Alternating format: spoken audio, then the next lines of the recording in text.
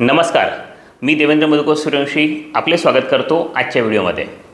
नुकतंच आम्ही 1 मार्च 2025 रोजी शेतकरी उत्पादक कंपन्यांना शेतकरी उत्पादक कंपनीची नोंदणी, त्याअंतर्गत मिळणारं अनुदान, त्यातून कर्ज उपलब्ध कसं करावं, त्याच पद्धतीने शेतकरी उत्पादक कंपन्यांनी व्यवसाय सुरू करताना कोणकोणत्या गोष्टींची काळजी घेतली पाहिजे याबाबत माहिती देण्यासाठी एका वेबिनारचं आयोजन केलं होतं। या वेबिनारमध्ये आम्ही ही सगळी माहिती दिल्यानंतर तिथे वेबिनारला उपस्थित असलेल्या बहुतेक जणांनी खूप प्रश्न विचारले आणि या सगळ्या प्रश्नांमधून खूप चांगलं विचारमंथन झालेलं आहे। तर ही माहिती आपल्याला व्हावी यासाठी म्हणून या वेबिनारची रेकॉर्डिंग आम्ही आपल्यासोबत शेअर करत आहोत। ही रेकॉर्डिंग आपण पूर्ण पहा, मोठी आहे पण त्यातून आपल्याला शेतकरी उत्पादक कंपनीबाबत संपूर्ण माहिती उपलब्ध होईल। ती रेकॉर्डिंग आपण पूर्ण पाहावी अशी आपल्याला विनंती। नमस्कार, आपल्या वेबिनारची वेळ झालेली आहे, तर आपण वेबिनारला लगेच सुरुवात करूया। वेबिनारचं साधारणतः स्वरूप कसं असेल ते मी आधी आपल्याला सुरुवातीला क्लिअर करून देतो आणि त्यानंतर त्या टप्प्याने आपण आपला हा वेबिनार आजचा कंडक्ट करूया। सगळ्यात आधी मी सुरुवातीला जी मला माहिती तुमच्या सगळ्यांसोबत शेअर करायची आहे ती माहिती मी शेअर करतो। मला साधारणतः ती माहिती तुम्हाला सांगण्यासाठी 30 ते 45 मिनिटाचा वेळ लागेल। ती माहिती शेअर केल्यानंतर जर मध्यंतरी तुम्हाला काही प्रश्न असतील तर मी आता सध्या तुमच्या सगळ्यांचे आम्ही मायक्रोफोन्स जे आहेत ते बंद केलेले आहेत, जेणेकरून माहिती सांगताना काही डिस्टर्ब व्हायला नको। तुमच्या बऱ्याच प्रश्नांची उत्तरं या माझ्या कन्व्हर्सेशनच्या दरम्यान तुम्हाला मिळतील। तरी देखील तुमचे काही प्रश्न असतील तर तुम्ही कमेंट लिहून, मेसेज लिहून तुम्ही ते प्रश्न विचारू शकता किंवा तुम्ही ते प्रश्न लिहून ठेवा। तुमच्या सगळ्या प्रश्नांची उत्तरं देण्यासाठी मी शेवटपर्यंत तुमच्या सोबत उपलब्ध आहे। तुम्हाला ती आवश्यक जी माहिती आहे ती सगळी माहिती देण्यासाठी, तुमच्या प्रश्नांची उत्तरं देण्यासाठी मी पूर्ण प्रयत्न करेन। त्यामुळे तुम्ही अगदी निश्चित राहा की मी शेवटपर्यंत तुमच्या सोबत आहे। त्यामुळे काही विचारायचं राहून गेलं, सुटून गेलं किंवा ही माहिती नाही मिळाली असं काही होणार नाही। शेवटी आपण निवांत अगदी 9 वाजेपर्यंत आपण सगळेजण सोबत आहोत। त्यामुळे तुम्ही निश्चित राहा, मी आपल्या सगळ्या प्रश्नांची उत्तरं देतो। परंतु सुरुवातीला जी माहिती मला तुमच्या सोबत शेअर करायची आहे ती मी सगळी तुम्हाला एक क्रमाने सिस्टमॅटिक पद्धतीने शेअर करतो। त्यानंतर आपण प्रश्नोत्तराकडे वळूया। सगळ्यात आधी मी माझी ओळख करून देतो। माझं नाव देवेंद्र मधुकर सूर्यवंशी, मी FSR सोल्युशन्स प्रायव्हेट लिमिटेड हे आमच्या कंपनीचा संचालक आहे। FSR सोल्युशन्स प्रायव्हेट लिमिटेड ही कंपनी उद्योग व्यवसायासाठी मार्गदर्शन, सेवा आणि सुविधा या सगळ्या गोष्टी एका छताखाली संपूर्ण महाराष्ट्रामध्ये पुरवते। आता नुकतेच आम्ही मध्य प्रदेशमध्ये सुद्धा कामाची सुरुवात केलेली आहे। तिथे सुद्धा आमचे काही क्लायंट्स सुरू झालेत की त्यांच्यासोबत आम्ही त्यांचे कृषी औद्योगिक प्रकल्प उभारण्यासाठी किंवा काही नॅशनल लाईव्हस्टॉक मिशनच्या माध्यमातून प्रकल्प उभारण्यासाठी त्यांच्यासोबत काम करतोय। तर अगदी तुमच्या बेसिक कंपनी रजिस्ट्रेशन पासून तिचं loan proposal, subsidies, accounting, taxation, त्याच पद्धतीने pollution control board, factory licence, असा एका उद्योग व्यवसायासाठी लागणाऱ्या 100 पेक्षा जास्त सर्व्हिसेस आम्ही संपूर्ण महाराष्ट्रात आपल्या जे उद्योजक आहेत त्यांना पुरवतो आहोत। आणि या मार्गदर्शनाच्या माध्यमातून आम्ही आतापर्यंत संपूर्ण महाराष्ट्रामध्ये 350 पेक्षा जास्त शेतकरी उत्पादक कंपन्यांची नोंदणी केलेली आहे। त्यांचे उद्योग व्यवसाय सुरू करण्यासाठी आम्ही त्यांना मार्गदर्शन केलेले आहे। त्याच पद्धतीने आमच्या माध्यमातून आतापर्यंत जवळपास 350 कोटीपेक्षा जास्त सबसिडी आमचे जे काही क्लायंट्स आहेत, फार्म प्रोड्युसर कंपनीज आहेत, यांना सगळ्यांना मिळवून देण्यासाठी जे काही आवश्यक सहकार्य आहे, त्यांचे प्रपोजल्स बनवणं, त्यांना असिस्टिंग प्रोव्हाइड करणं, या सगळ्या गोष्टी आम्ही केलेल्या आहेत। आणि 250 पेक्षा जास्त कोटी कर्ज मिळवून देण्यासाठी असिस्टिंग आम्ही आमच्या क्लायंट्सला प्रोव्हाइड केलेली आहे। तर आतापर्यंत एकंदरीत आम्ही या सगळ्या पद्धतीने काम करत आहोत। आमचं FSR सोल्युशन्स नावाने एक YouTube चॅनल आहे, तिथे सुद्धा या संदर्भात जसे जे आपण इथे माहिती घेणार आहोत ती माहिती, त्याच पद्धतीने उद्योग व्यवसाय संदर्भात, गव्हर्नमेंट सबसिडी स्कीम्स वगैरे संदर्भात माहिती त्या ठिकाणी आम्ही शेअर करत असतो। तिथे तुम्हाला माहिती मिळेल, तुम्ही तिथूनही ती माहिती घेऊ शकतात। तर एकंदरीत ही आमची ओळख आहे। तर शेतकरी उत्पादक कंपनीबाबत आम्ही तुम्हाला जी काही माहिती देणार आहोत, तर गेल्या 7-8 वर्षामध्ये आम्ही शेतकरी उत्पादक कंपन्यांसोबत जे काम केलेलं आहे त्याचा अनुभव, गव्हर्नमेंटच्या स्कीमच्या पॉलिसीज कशा पद्धतीने असतात ते, आणि प्रत्यक्ष शेतकरी आणि शेतकरी उत्पादक कंपन्यांसोबत काम करताना आलेला अनुभव, या सगळ्या गोष्टी लक्षात घेऊन मी माहिती तुमच्या सोबत शेअर करणार आहे। त्यामुळे ही माहिती तुम्हाला प्रॅक्टिकली, फक्त मी तुम्हाला कन्सेप्च्युअली माहिती न देता प्रॅक्टिकली काय, कशा पद्धतीने खरं काम चालतं, त्याची वास्तविक गरज काय आहे, या सगळ्या गोष्टी शेअर करणार आहे। त्यामुळे या सगळ्या गोष्टींची माहिती तुम्ही आधी ऐकून घ्या, त्यानंतर आपण पुढच्या टप्प्यामध्ये प्रश्नोत्तरे सुरू करूयात. तर अगदी कुठलाही वेळ वाया न घालवता आपण थेट मुद्द्याकडे वळूयात. त्यातील बी ज्या काही बेसिक कन्सेप्ट आहेत की ज्या जनरली कन्सेप्च्युअली गोष्टी आहेत त्या सुद्धा मी अगदी सुरुवातीला पहिले शेअर करतो तुमच्यासोबत अगदी स्पीडली. त्याच्यात मी काही जास्त वेळ घालवत नाही की शेतकरी उत्पादक कंपनीची आवश्यकता काय आहे, त्याच्या अंतर्गत आपण काय करू शकतो, त्याच्याने कसं परिवर्तन आणू शकतो वगैरे ह्या ज्या काही गोष्टी आहेत त्या मी सध्या अगदी बेसिक आणि स्पीडली तुमच्या सोबत त्या कव्हर करतो, जेणेकरून त्या गोष्टींचीही तुम्हाला माहिती असली पाहिजे. मी आपली सगळ्यांची एक महत्वाची गोष्ट की सुरुवातीला मी माफी मागतो. थोडं व्हायरलमुळे घशाला अजून थोडा त्रास होतोय, त्यामुळे मध्ये मध्ये मला थोडा खोकला येईल. तर तेवढं फक्त तुम्हाला सहन करावं लागेल, तेवढी फक्त ऍडजस्टमेंट करून घ्या, एवढीच माझी विनंती आहे. तर आपण आता पुढच्या विषयाकडे वळूयात. तर शेतकरी उत्पादक कंपनी आजच्या सेमिनार मध्ये आपण कुठल्या कुठल्या विषयांवर चर्चा करणार आहोत. तर ती म्हणजे शेतकरी उत्पादक कंपनीची नोंदणी, तिची आवश्यकता काय आहे, तिची कागदपत्र कुठे लागतील आणि नोंदणी प्रक्रिया कशा पद्धतीने असेल. शेतकरी उत्पादक कंपनीचे संचालक निवडताना आपण काय काळजी घेतली पाहिजे. शासकीय योजनांसाठी पात्र होऊन अनुदान मिळवण्यासाठी आपल्याला काय काळजी घ्यावी लागेल, जेणेकरून आपण सुरुवातीपासून या गोष्टींची कुठली प्रिकॉशन घेतली पाहिजे. शेतकरी उत्पादक कंपनीसाठी असलेल्या विविध शासकीय योजना कुठल्या आहेत, त्याच पद्धतीने शेतकरी उत्पादक कंपनी अंतर्गत आपल्याला कोणकोणते व्यवसाय सुरू करता येऊ शकतात. आणि शेवटी आपण प्रश्नोत्तरे या स्वरूपामध्ये आपण आजचा हा वेबिनार घेणार आहोत. तर यामध्ये सगळ्यात महत्वाची पहिली गोष्ट की शेतकरी उत्पादक कंपनीची आवश्यकता काय आहे. तर कन्सेप्च्युअली जर गोष्ट बघितली तर शेतीसाठी तिचं इनपुट प्रोसेसिंग म्हणजे शेतीचं उत्पादन घेणं आणि शेतातून माल बाहेर निघाल्यानंतर त्याची विक्री करणं, यापैकी इनपुट आणि आउटपुट हे गोष्टी शेतकऱ्याच्या हातात राहत नाही. प्रोसेसिंग तो त्याची मेहनत करतो, त्यावरही पाणी पाऊस पडला पाहिजे, या सगळ्या गोष्टी निसर्गावरही ते अवलंबून असतं, पण शेतकरी त्याची मेहनत करतो. त्यामुळे आवश्यक बी बियाणे वगैरे त्याला त्याच्या मनाप्रमाणे मिळेलच याची शाश्वती नाहीये. त्याच पद्धतीने शेतातून माल बाहेर निघाल्यानंतर त्याला काय किंमत मिळाली पाहिजे, काय भाव मिळाला पाहिजे, कुठे विकला पाहिजे, हा विषय देखील त्याच्या हातामध्ये नाहीये. तर बऱ्याच वेळी काय होतं की आपण आपल्या शेतकरी उत्पादक शेतामधून निघालेला माल हा सरळ आपल्या बांधावर असलेले कोणतरी व्यापारी येतो, त्याला विकून देतो किंवा कृषी उत्पन्न बाजार समितीमध्ये जाऊन त्याची विक्री करतो. साधारणतः या स्वरूपाने आतापर्यंत आपण कामकाज करत आलेलो आहोत. तर याचं चित्र बदललं पाहिजे. शेतकऱ्याची स्थिती जोपर्यंत बदलू शकत नाही तोपर्यंत तो उद्योजकतेकडे वळत नाही तोपर्यंत.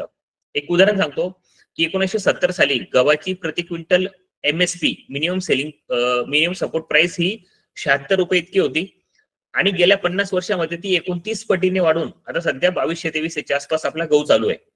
याच्यावरून आपल्याला एक गोष्टी जाणता येतो की गेल्या 50 वर्षामध्ये गव्हाची किंमत ही 29 पटीने वाढली आणि याच काळामध्ये समाजातल्या इतर घटकांचं उत्पन्न हे 150 ते 250 पट वाढलेलं आहे.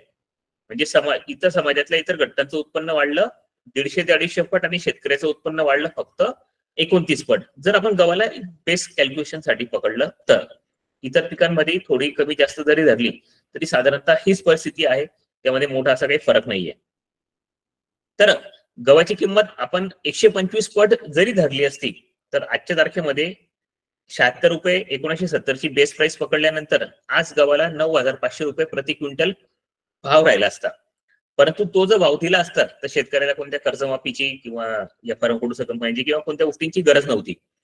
हे आपण युक्रेन युद्धाच्या दरम्यान जरी बघितलं होतं की संपूर्ण जगामध्ये गव्हाची मागणी मोठ्या प्रमाणावर होती आणि ती मागणी असताना त्याचा पुरवठा आपले शेतकरी करत होते, परंतु गव्हर्नमेंटने हस्तक्षेप करून त्यावेळेस तो पुरवठा नाही करू दिला. त्याच्यामागे काही कारणं असतील, पॉलिटिकल रिझन असतील, आपल्या देशात गव्हाची किमती वाढू नये ही काही कारणं असतील. त्यात गव्हर्नमेंट चुकीचं किंवा बरोबर आपल्याला या विषयात न जाता त्या गोष्टीचा आपला फायदा न घेता आला हा विषय आपल्याला इथे लक्षात घेणं गरजेचं आहे. ज्यावेळेस काही बाजारात वस्तूंच्या किमतींचे भाव वाढतात, डाळींचे भाव वाढतात किंवा इतर कोणत्याही पदार्थांचे भाव वाढतात, त्यावेळेस गव्हर्नमेंट त्या वस्तूंची इतर देशातून आयात करते आणि शेतमालाचे भाव हे स्थिर ठेवण्यासाठी प्रयत्न करते. बऱ्याचशा वस्तू आहेत की ज्या शेतकऱ्याच्या हातामध्ये असताना ते 2 ते 10 रुपये किलो असतात, त्या बाजारामध्ये 50 ते 100 रुपये किलो सेम डे त्याच दिवशी सुद्धा विक्री केल्या जातात, विकल्या जातात. हे जनरली आपण सगळेजण आपल्या आजूबाजूला बघत असतो. त्याच पद्धतीने त्याच्यावर काही बेसिक प्रोसेसिंग करून जरी विकलं, जे 21 ते 25 रुपये किलो विकला जाणारा गहू हा 50 ते 100 रुपये किलो पर्यंत सुद्धा विकला जातो. त्याच्यावर सेकंडरी प्रोसेसिंग केली तर त्याची किंमत ही जवळपास 10-15 पटीने सुद्धा वाढलेली असते, आपण ते बघत असतो. पण या सगळ्या गोष्टी शेतकरी करत नाही. कांदा हा 5 ते 10 रुपये किलो आपल्या पद्धतीने विकला जातो, कधी कधी तो बाजारामध्ये 90 ते 100 रुपये किलो सुद्धा असतो. परंतु 90 ते 100 रुपये किलो जेव्हा असतो तेव्हा तो शेतकऱ्याच्या हातात नसतो, तर तो व्यापाऱ्याच्या हातामध्ये असतो. त्याचा फायदा, भाववाढीचा फायदा हा व्यापाऱ्यांना होतो, शेतकऱ्यांना होत नाही. त्याच पद्धतीने तेव्हा प्रोसेसिंग करून विकल्या तर तीच कांद्याची पावडर आपल्याला 400 ते 500 रुपये किलो पर्यंत सुद्धा मिळते, परंतु त्याचा फायदा, त्या अतिरिक्त मिळणाऱ्या ऍडिशनल व्हॅल्यूचा फायदा आपल्या शेतकऱ्यांना होत नाही. त्यामुळे ही परिस्थिती कोणीही बदलणार नाही. गेल्या अनेक वर्षांमध्ये याबाबत बऱ्याच जणांनी आपल्याला ही परिस्थिती बदलण्यासाठी प्रयत्न केले, परंतु शेतकऱ्याची परिस्थिती जशी होती तशीच आहे, त्यात काही बदल झालेला नाही. त्यामुळे आपल्यालाच आपली परिस्थिती बदलावी लागेल. इतर कोणीही आपली परिस्थिती बदलता येणार नाही, बदलायला येणार नाहीये. त्यामुळे आपण शेतकऱ्यांनी शेतीसोबत कृषी उद्योजकतेकडे वळलं पाहिजे. ही गोष्ट केंद्र सरकारला देखील अपेक्षित आहे. त्या अनुषंगानेच त्यांनी शेतकरी उत्पादक कंपनी ही संकल्पना आपल्या समोर मांडली. पण बऱ्याच जणांचं काय होतं गोंधळ, की शेतकरी उत्पादक कंपनीची नोंदणी केल्यानंतर माझा आवाज ऐकू येतो सगळ्यांना आणि स्क्रीन दिसते? स्क्रीन दिसत असेल तर कृपया मला मेसेज बॉक्समध्ये फक्त ओके म्हणून मेसेज करतात का प्लीज? कृपया मेसेज बॉक्समध्ये फक्त ओके म्हणून मेसेज करा. जे मला लक्षात येईल की आपल्या सगळ्यांना माझा आवाज ऐकू येते. Okay okay. तर शेतकरी उत्पादक कंपनीची नोंदणी करताना बऱ्याच जणांसोबत आम्ही जेव्हा चर्चा करतो तेव्हा बऱ्याच जणांचा गैरसमज झालेला असतो की शेतकरी उत्पादक कंपनीची नोंदणी केली की लगेच आपल्याला गव्हर्नमेंट काहीतरी मदत करेल, काहीतरी अनुदान, काहीतरी सबसिडी, आपल्याला या सगळ्या गोष्टी मिळतील, हा बऱ्याच जणांचा गैरसमज असतो. तर जसं मी शब्द वापरला त्याच पद्धतीने तो गैरसमज असतो. तर शेतकरी उत्पादक कंपनी ही एक उद्योग आहे, व्यवसाय आहे. ज्या पद्धतीने खासगी उद्योजक किंवा व्यावसायिक जेव्हा त्याच्या व्यवसायाची सुरुवात करतो तेव्हा तो प्रोप्रायटरशिप रजिस्ट्रेशन करतो, पार्टनरशिप फर्म रजिस्ट्रेशन करतो, प्रायव्हेट लिमिटेड करतो, वन पर्सन कंपनी करतो किंवा इतर कोणत्याही प्रकारे तो त्याच्या व्यवसायाची सुरुवातीला नोंदणी करतो आणि मग त्या व्यवसायाची सुरुवात करतो. त्याच पद्धतीने शेतकऱ्यांनी एकत्र येऊन जेव्हा त्यांना त्यांचा व्यवसाय सुरू करायचा आहे, त्या व्यवसाय सुरू करताना त्यांनी शेतकरी उत्पादक कंपनी नोंदणी करून सुरू केल्यास त्यांना इतर जे काही व्यावसायिक आणि उद्योजक आहेत त्यांच्यापेक्षा काही प्रमाणामध्ये इथे सवलती जास्त मिळतात आणि काही अनुदानाच्या योजना आहेत की ज्या फक्त शेतकरी उत्पादक कंपनीसाठी लागू आहेत त्या मिळतात. परंतु शेतकरी उत्पादक कंपनी ही एक उद्योग आहे, एक व्यवसाय आहे, हा एक बिझनेस आहे. ती कोणतीही चॅरिटेबल संस्था नाहीये. त्यामध्ये अनुदान, सबसिडी या ज्या काही संकल्पना आहेत ह्या केव्हा मिळतील? जर त्यामध्ये आपण काही उद्योग व्यवसाय सुरू करत असू तर त्याला मदत म्हणून शासनाकडून आपल्याला काही अनुदान किंवा सबसिडीज मिळतील. फक्त आपण शेतकरी उत्पादक कंपनीची नोंदणी केली आहे त्यामुळे आपल्याला कुठल्याही प्रकारचं अनुदान, कर्ज किंवा सबसिडी मिळणार नाही. तर त्यासाठी आपल्याला बऱ्याच गोष्टी पूर्ण कराव्या लागतील. तर त्या गोष्टी कोणत्या पूर्ण कराव्या लागतील शेवटी मी तुम्हाला पात्रता अटी काय असतात त्याची जेव्हा माहिती देईल तेव्हाच तुम्हाला तो विषय लक्षात येईल. त्यामुळे या सगळ्या पात्रता अटींची पूर्तता केली तर आपल्याला ही सबसिडी किंवा अनुदान मिळणार आहे. आणि हा एक व्यवसाय आहे, ही एक नफा कमवण्यासाठी सुरू केलेली संस्था आहे किंवा कंपनी आहे. हा एक उद्योग व्यवसाय आहे, हे आपण सगळ्या जणांनी आधी लक्षात घेतलं पाहिजे. की ज्या पद्धतीने आपल्याकडे सुरुवातीला कोऑपरेटिव्ह संस्था होत्या, आता त्याचं प्रमाण बऱ्यापैकी कमी झालेलं आहे. त्याच पद्धतीने फार्मर प्रोड्युसर कंपनी ही एक कम्युनिटी बेस्ड ऑर्गनायझेशन आहे. शेतकरी उत्पादक कंपनीचं संचालक आणि तिचे सभासद मिळून हा व्यवसाय चालवतात. तो कशासाठी? तर नफा कमवण्यासाठी, त्यांची आर्थिक उन्नती व्हावी या दृष्टिकोनातून. तर त्यामुळे आपण शेतकरी उत्पादक कंपनी नोंदणी करण्यापूर्वी ती विचारपूर्वक केली पाहिजे. फक्त कोणी सांगितलं, काही जणांनी आपल्याला स्कीम मिळेल, सबसिडी मिळेल, काही विषय सांगितला तर या दृष्टिकोनातून नाही करायची. आणि दुसरी गोष्ट, बऱ्याच जण आमच्या सोबत शेतकरी उत्पादक कंपनी नोंदणी करताना येतात की आम्हाला काहीतरी समाजाचं भलं करायचंय किंवा समाजासाठी म्हणून काम करायचंय या मानसिकतेतून येतात. तर माझं त्यांनाही रेकमेंडेशन असेल की मानसिकता ठेवून तुम्ही शेतकरी उत्पादक कंपनीची नोंदणी करू नका. जर शेतकरी उत्पादक कंपनीमध्ये काही नफा असेल तरच तुम्ही त्या नफ्यातून तुमच्या सभासदांचं भलं करू शकतात, त्यांच्या आर्थिक उन्नतीसाठी प्रगती करू शकतात. त्यामुळे हा क्लिअरली प्युअरली बिझनेस आहे, ही कन्सेप्ट आपण सगळ्यांनी लक्षात घेतली पाहिजे. त्यामुळे सुरुवातीला आपण विचार करताना काय करावं, तर व्यवसाय काय करणार, आपण याच्यामध्ये बिझनेस काय सुरू करणार आहोत याचं प्लॅनिंग सुरुवातीला केलं पाहिजे. तर व्यवसाय कसा शोधायचा, त्याच्यावर कशा पद्धतीने काम करायचं, हे जेव्हा तुम्ही शेतकरी उत्पादक कंपनीची नोंदणी कराल त्यावेळेस आपण वैयक्तिक याबाबत डिस्कशन घेऊ. आणि इथे या सगळ्या गोष्टींची चर्चा केली तर हा वेबिनार बऱ्यापैकी लेंदी होईल. त्यामुळे व्यवसाय काय करणार आपण याचं प्लॅनिंग आधी केलं पाहिजे. त्याच्यामध्ये पण काहीतरी नाविन्यपूर्ण व्यवसाय असले पाहिजे. आता बऱ्याच जणांना येतात की आम्हाला कृषी सेवा केंद्र सुरू करायचंय. ऑलरेडी आपल्या गावांमध्ये जर आपण आजूबाजूला बघितलं, इतक्या मोठ्या प्रमाणावर ऑलरेडी शेतकरी उत्पादक कृषी सेवा केंद्र सुरू आहेत की त्यांचे मध्ये कॉम्पिटिशन चालते भावाच्या बाबतीमध्ये, उधार देण्याच्या बाबतीमध्ये. आणि असं असताना त्यांची स्पर्धा चालू असताना आपण त्यांना पुन्हा स्पर्धक म्हणून बाजारात उतरायचं, तर याला काही लॉजिक नाहीये. तर या व्यतिरिक्त शेतमालाला जास्तीत जास्त कशी किंमत मिळेल या गोष्टीवर जर आपण काम केलं तर आपण एक चांगला व्यवसाय सुरू करू शकतो आणि त्या माध्यमातून आपल्या सभासदांचं, जे काही शेतकरी सभासद आहेत त्या सगळ्यांचं आपण काही भलं करू शकतो. यामध्ये जो काही प्रोजेक्ट किंवा व्यवसाय यामध्ये आपण जो काही प्रोजेक्ट किंवा व्यवसाय सुरू करणार आहोत तो व्यवसाय व्हायबल होईल का? आपण आपल्या आजूबाजूला बऱ्याच वेळेस बघतो की कित्येक व्यवसाय सुरू होतात आणि काही कालावधीनंतर बंद पडतात, कारण त्यांचं प्रॉपरली नियोजन न करता, प्लॅनिंग न करता ते व्यवसाय सुरू केलेले असतात. ते चालवताना त्यांनी ते बिझनेस व्यवहार्य पद्धतीने चालवले नसतात, त्यामुळे ते व्यवसाय अडचणीत येतात. असं आपल्या शेतकरी उत्पादक कंपनी अंतर्गत सुरू केलेल्या व्यवसायासाठी व्हायला नको. जर आपण व्यवसाय सुरू केला तर त्याच्यातून नफा मिळायलाच पाहिजे, तरच ती संस्था जिवंत राहील. लॉस मध्ये आपण व्यवसाय चालवू नाही शकत. अशा वेळी त्या व्यवसायातून आपण नफा कमवता यायला पाहिजे, यासाठी आपला जो काही उद्योग व्यवसाय सुरू करणार आहोत तो व्हायबल होईल का, व्यवहार्य होईल का, याचं प्लॅनिंग, याचं नियोजन आपण व्यवसाय सुरू करण्याच्या आधी केलं पाहिजे, नंतर नाही. आपण ज्यावेळेस शेतकरी उत्पादक कंपनीचे सबसिडी वगैरे किंवा अनुदान मिळवण्यासाठी आपण जातो, त्यावेळेस आपल्याला फक्त आपल्या कंपनी रजिस्टर करताना सुरुवातीला जे 10 जण लागतात त्या बेसिसवर काहीच म्हणजे बहुतेक स्कीम मध्ये कुठल्याही प्रकारचं अनुदान सबसिडी मिळत नाही. त्यामध्ये एक्सपेक्टेशन असतं की किमान 100 सभासद असले पाहिजे, 150 सभासद असले पाहिजे किंवा 250-300 सभासद असले पाहिजे. त्यामुळे भविष्यात आपल्याला शेतकरी उत्पादक कंपनीची नोंदणी झाल्यानंतर किमान 250 ते 300 सभासद आपल्याला जोडायचे आहेत. हे सभासद आपल्याला जोडता येतील का, लोक आपल्यासोबत जुळतील का, त्यामध्ये आवश्यक असणारं शेअर कॅपिटल ते कॉन्ट्रीब्युशन करू शकतील का, आणि इतक्या सगळ्या लोकांना आपण घेऊन सोबत चालू शकतो का, याचं नियोजन, प्लॅनिंग आपण कंपनी नोंदणी करण्याच्या आधी केलं पाहिजे. नंतर मग बऱ्याच जणांचं होतं की सर आम्हाला सभासद मिळत नाहीये, आम्ही काय करू, कुठून आणू, काही कुठून नावं मिळतात कधी बघू. तर या सगळ्या गोष्टी नंतर अडचणी येण्यापेक्षा आपण सुरुवातीला याचं प्लॅनिंग केलं पाहिजे. पैसे कसे उभा करणार? आता कोणत्याही शासकीय योजनेअंतर्गत जर आपल्याला सबसिडी किंवा अनुदान मिळणार असेल तर ते केव्हा मिळतं? ज्यावेळेस, आता समजून घ्या, फॉर एक्झाम्पल मी उदाहरणादाखल दाखवतो की स्मार्ट म्हणून स्कीम आहे, त्यामध्ये 60% ऍडव्हान्स सबसिडी आहे. त्या योजनेचे कॉस्ट नॉर्म्स आणि त्या वस्तूंची बाजारातील किंमत याची तुलना केल्यास आपल्याला साधारणतः 50% अनुदान त्या योजनेअंतर्गत मिळतं, त्या ऍडव्हान्स स्वरूपामध्ये. म्हणजे आपण 1 कोटीचा प्रोजेक्ट टाकला, 50 कोटी रुपयापर्यंत सबसिडी मिळेल. उरलेले 50 कोटी आपल्याला उभे करायचे आहे. सॉरी, 1 कोटीचा प्रोजेक्ट आपण जर टाकायचं म्हटलं तर 50 लाख रुपये सबसिडी मिळेल आणि 50 लाख रुपये आपल्याला उभे करायचे आहेत. तर हे 50 लाख रुपये आपण उभे करू शकतो का? एक भला मोठा प्रश्नचिन्ह आहे. तो कसे उभे करणार? समजा त्यातलं आपण 15-20 लाख रुपये स्वतःचं भाग भांडवल टाकलं, सभासदांकडून जमा करून, आपल्याला बँकेकडून कर्ज मिळेल का? आपल्या सभासदांचे सिबिल स्कोर चांगले आहेत का? बँक आपल्याला कर्ज देईल का? हा एक प्रश्न आहे.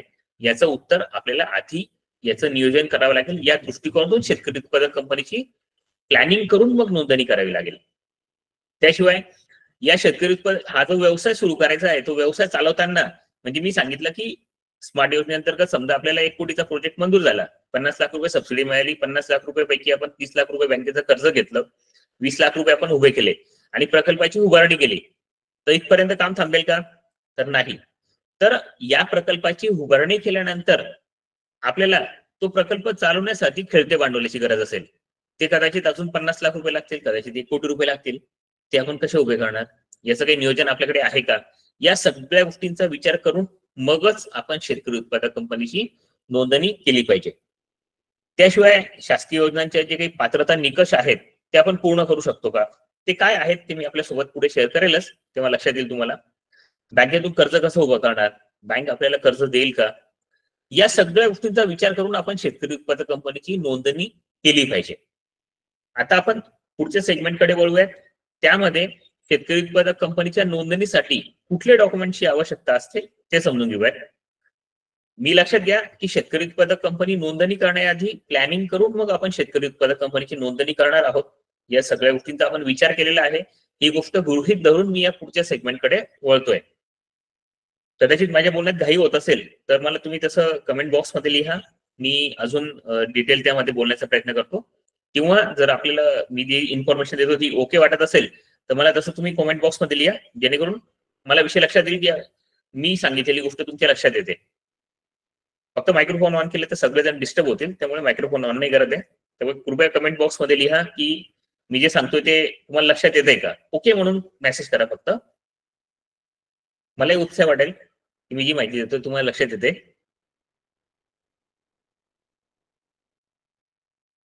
थँक्यू.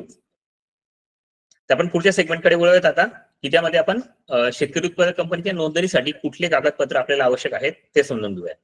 शेतकरी उत्पादक कंपनीची नोंदणी करताना आपल्याला 10 जणांची गरज आहे. 10 जणांपैकी 5 डायरेक्टर असतील आणि 5 प्रमोटर असतील, असे हे 10 जण आपण सोबत घेऊन कंपनीची नोंदणी करणार आहोत. या 10 जणांमध्ये 5 डायरेक्टर जे संचालक असतील, जे कंपनीचं कामकाज पुढे सगळ्या गोष्टी काळजीपूर्वक बघतील. प्रमोटरांमध्ये ते पण शेतकरी असले पाहिजे, परंतु त्यांना कंपनीची नोंदणी झाल्यानंतर कुठल्याही प्रकारचे वेगळे असे ऍडिशनल अधिकार नसतात. ते बेसिक लेवलला त्यांचं काम करू शकतात. त्यामुळे प्रमोटर्स घेताना आपण तितकी काळजी नाही घेतली तरी चालेल, पण संचालक मंडळात घेताना खूप काळजीपूर्वक घेतली पाहिजे. ते काय काळजी घेतली पाहिजे ते मी आपल्यासोबत पुढे शेअर करतोच. तर या 10 जणांचे आपल्याला काय कागदपत्र लागतात ते मी आपल्याला सांगतो. त्यामध्ये प्रत्येकाचे पासपोर्ट आकाराचे 2-2 फोटो हे तुमच्याकडे तुम्ही फिजिकल कॉपी मध्ये जमा करून ठेवा. सगळ्यांचे पॅन कार्ड, आधार कार्ड, चौथा डॉक्युमेंट ड्रायव्हिंग लायसन्स किंवा इलेक्शन कार्ड. ड्रायव्हिंग किंवा लायसन किंवा इलेक्शन कार्ड जर नसेल, समजा कोणाचं नसेल तरी ते चालू शकतं, पण असेल तर खूप चांगली गोष्ट आहे. त्यानंतर बँकेचे पासबुक किंवा बँक अकाउंट स्टेटमेंट, ज्यामध्ये आपण ज्या महिन्यात कंपनीची नोंदणी करत आहोत तिथल्या महिन्यातली एकतरी एंट्री त्यामध्ये असली पाहिजे. समजा आपण मार्च महिन्यामध्ये आता 1 मार्चला कंपनी रजिस्ट्रेशनची काम सुरू केलं, तर साधारणतः 15 फेब्रुवारी नंतरची त्यामध्ये एकतरी व्यवहाराची एंट्री असली पाहिजे. बँकेचे पासबुक असेल तर पासबुकचं फ्रंट पेज आणि ज्याच्यावर लेटेस्ट ट्रान्झॅक्शन आहे ते पेज, असे 2 पाने दिले तरी चालतील. त्याच पद्धतीने त्यानंतर जर बँक अकाउंट स्टेटमेंट देत असाल तर त्यावर त्या व्यक्तीचं नाव, ज्याचं ते बँक अकाउंट स्टेटमेंट आहे त्याचा पत्ता त्यावर व्यवस्थित दिसला पाहिजे, आणि त्यानंतर त्यांचे लेटेस्ट ट्रान्झॅक्शन हे त्यावर असले पाहिजे. हे डॉक्युमेंट्स आपल्याला आवश्यक आहेत. त्यानंतर पुढचे डॉक्युमेंट्स म्हणजे 7/12 उतारा. आता 7/12 उतारा हा त्या व्यक्तीच्या नावाने पाहिजे, म्हणजे जर आपण डायरेक्टर किंवा प्रमोटर म्हणून घेत आहोत त्या व्यक्तीच्या नावाने तो 7/12 उतारा असला पाहिजे. किंवा जर वडिलांच्या नावाने 7/12 उतारा असेल किंवा आईच्या नावाने असेल आणि मुलाला कंपनीमध्ये डायरेक्टर किंवा प्रमोटर व्हायचं असेल तरी ते चालू शकतं. पती पत्नी म्हणजे महिला असेल आणि तिच्या नवऱ्याच्या नावाने 7/12 उतारा असेल तरी तो विषय चालू शकतो. म्हणजे त्या व्यक्तीच्या नावाने, वडिलांच्या नावाने किंवा नवऱ्याच्या नावाने आपला हा 7/12 उतारा असला पाहिजे. तो 7/12 उतारा घेतल्यानंतर आपल्याला तालुका कृषी अधिकारी कार्यालयातून आपल्याला एक फार्मर सर्टिफिकेट किंवा आपण प्रोड्युसर सर्टिफिकेट म्हणूयात, ते आपल्याला आवश्यक आहे. त्यांच्या लेटर हेडवर इंग्लिशमध्ये हे सर्टिफिकेट आपल्याला घेऊन आपल्याला ऑनलाईन MCA जमा करावं लागेल. आणि याबाबत ते कसं असलं पाहिजे, त्याचा फॉर्मॅट कसा असला पाहिजे, याबाबत जर तुम्ही आमच्याला बेसिक माहिती पाठवली तर आमच्याकडून तुम्हाला ते सर्टिफिकेट बनवून दिलं जाईल. त्यानंतर या सगळ्या जणांचे ईमेल आयडी आणि मोबाईल नंबर. ईमेल आयडी आणि मोबाईल नंबर हे प्रत्येकाचे वेगवेगळे असले पाहिजे. एकच मोबाईल नंबर 2 जणांसाठी चालणार नाही किंवा एकच ईमेल आयडी 2 जणांसाठी चालणार नाही. पुन्हा एकदा सांगतो, 2 पासपोर्ट आकाराचे फोटो, पॅन कार्ड, आधार कार्ड, तिसरा डॉक्युमेंट ड्रायव्हिंग लायसन्स, चौथा डॉक्युमेंट ड्रायव्हिंग लायसन्स किंवा इलेक्शन कार्ड, बँकेचे स्टेटमेंट, 7/12 उतारा, producer certificate, email ID, mobile number, हे 9 डॉक्युमेंट्स आपल्याला आवश्यक आहे.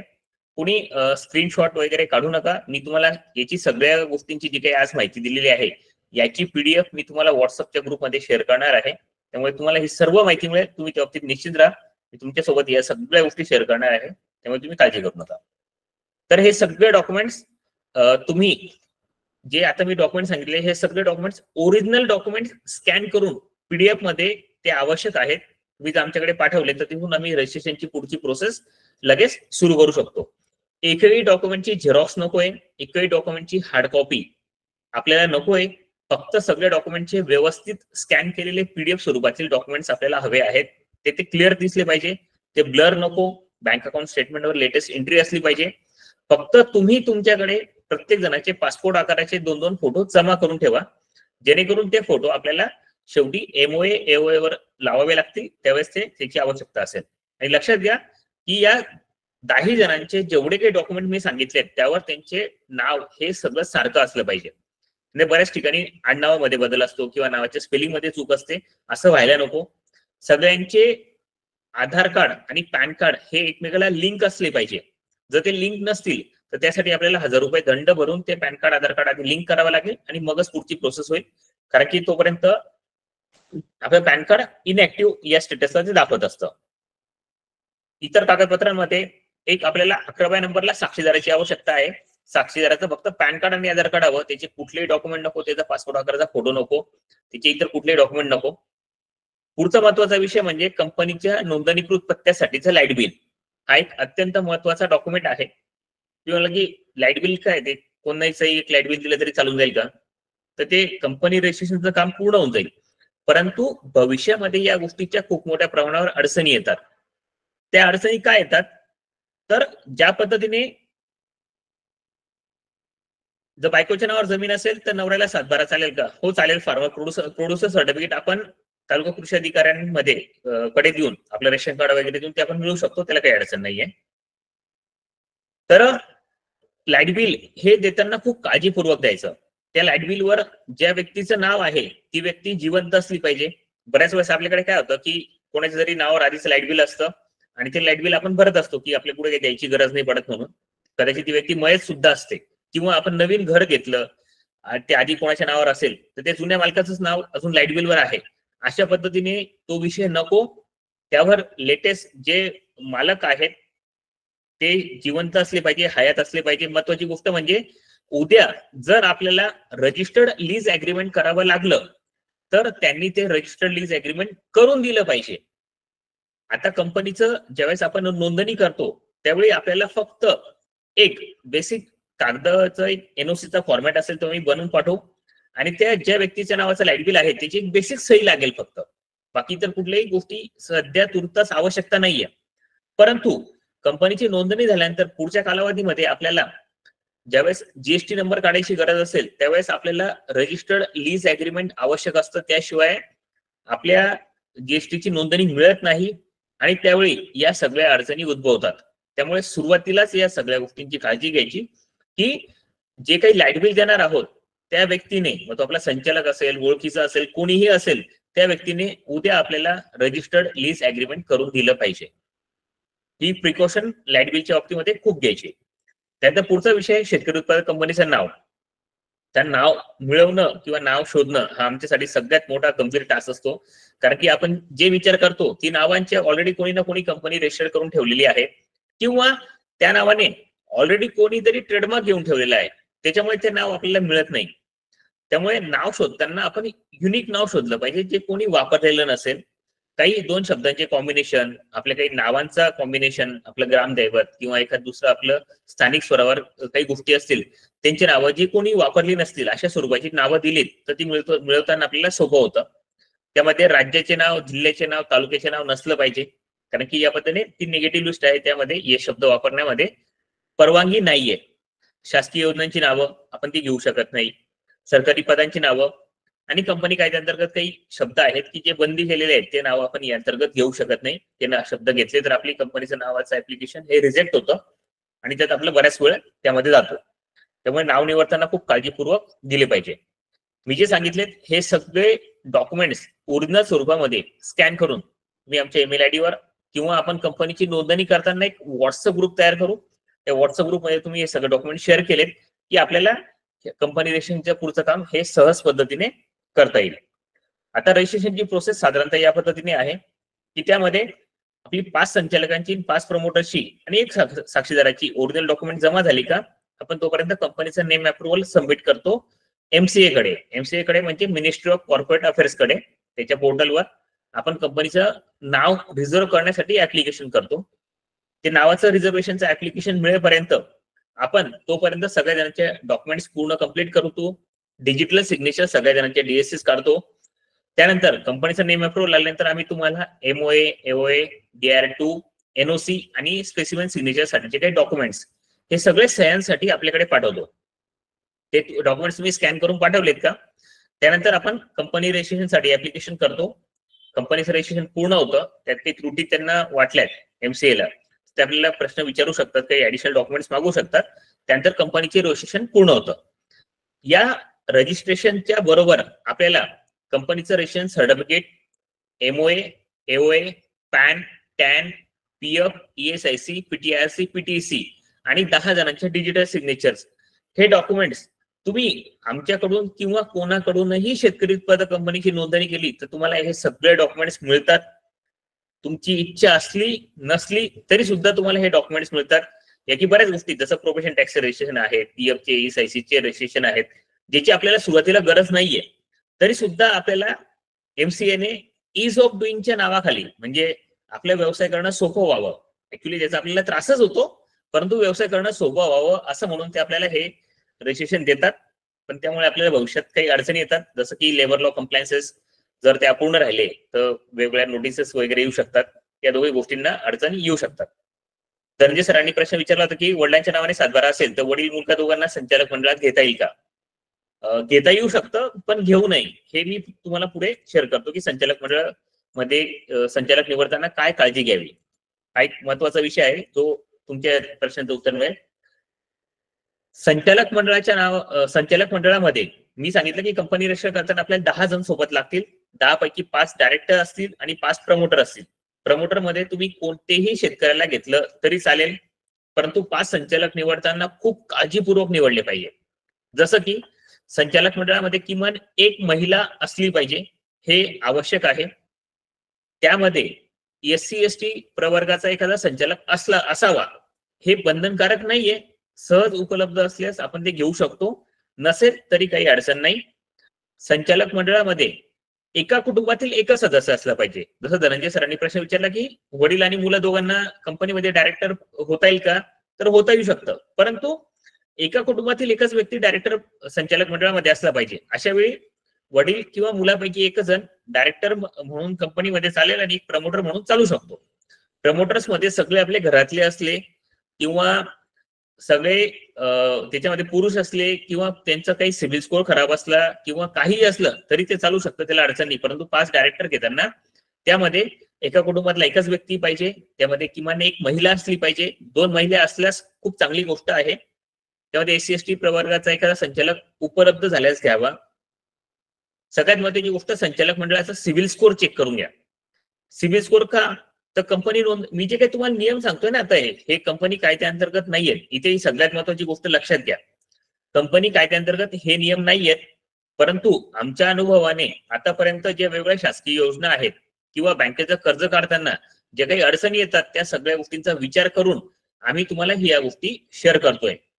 त्याच्यामध्ये जर समजून घ्या कोणाचा सिव्हिल स्कोर खराब असेल आणि 1 किंवा 2 वर्षानंतर आपण कंपनीच्या कर्ज प्रकरणासाठी बँकेत ऍप्लिकेशन केलं तर त्यावेळेस एकाही तुमचा संचालकाचा सिव्हिल स्कोर खराब असेल तर अशा वेळी त्या व्यक्तीचं, म्हणजे आपल्या शेतकरी उत्पादक कंपनीचं कर्ज प्रकरण हे अडचणीत येईल. आपली बँक फाईल होल्डवर टाकू शकते.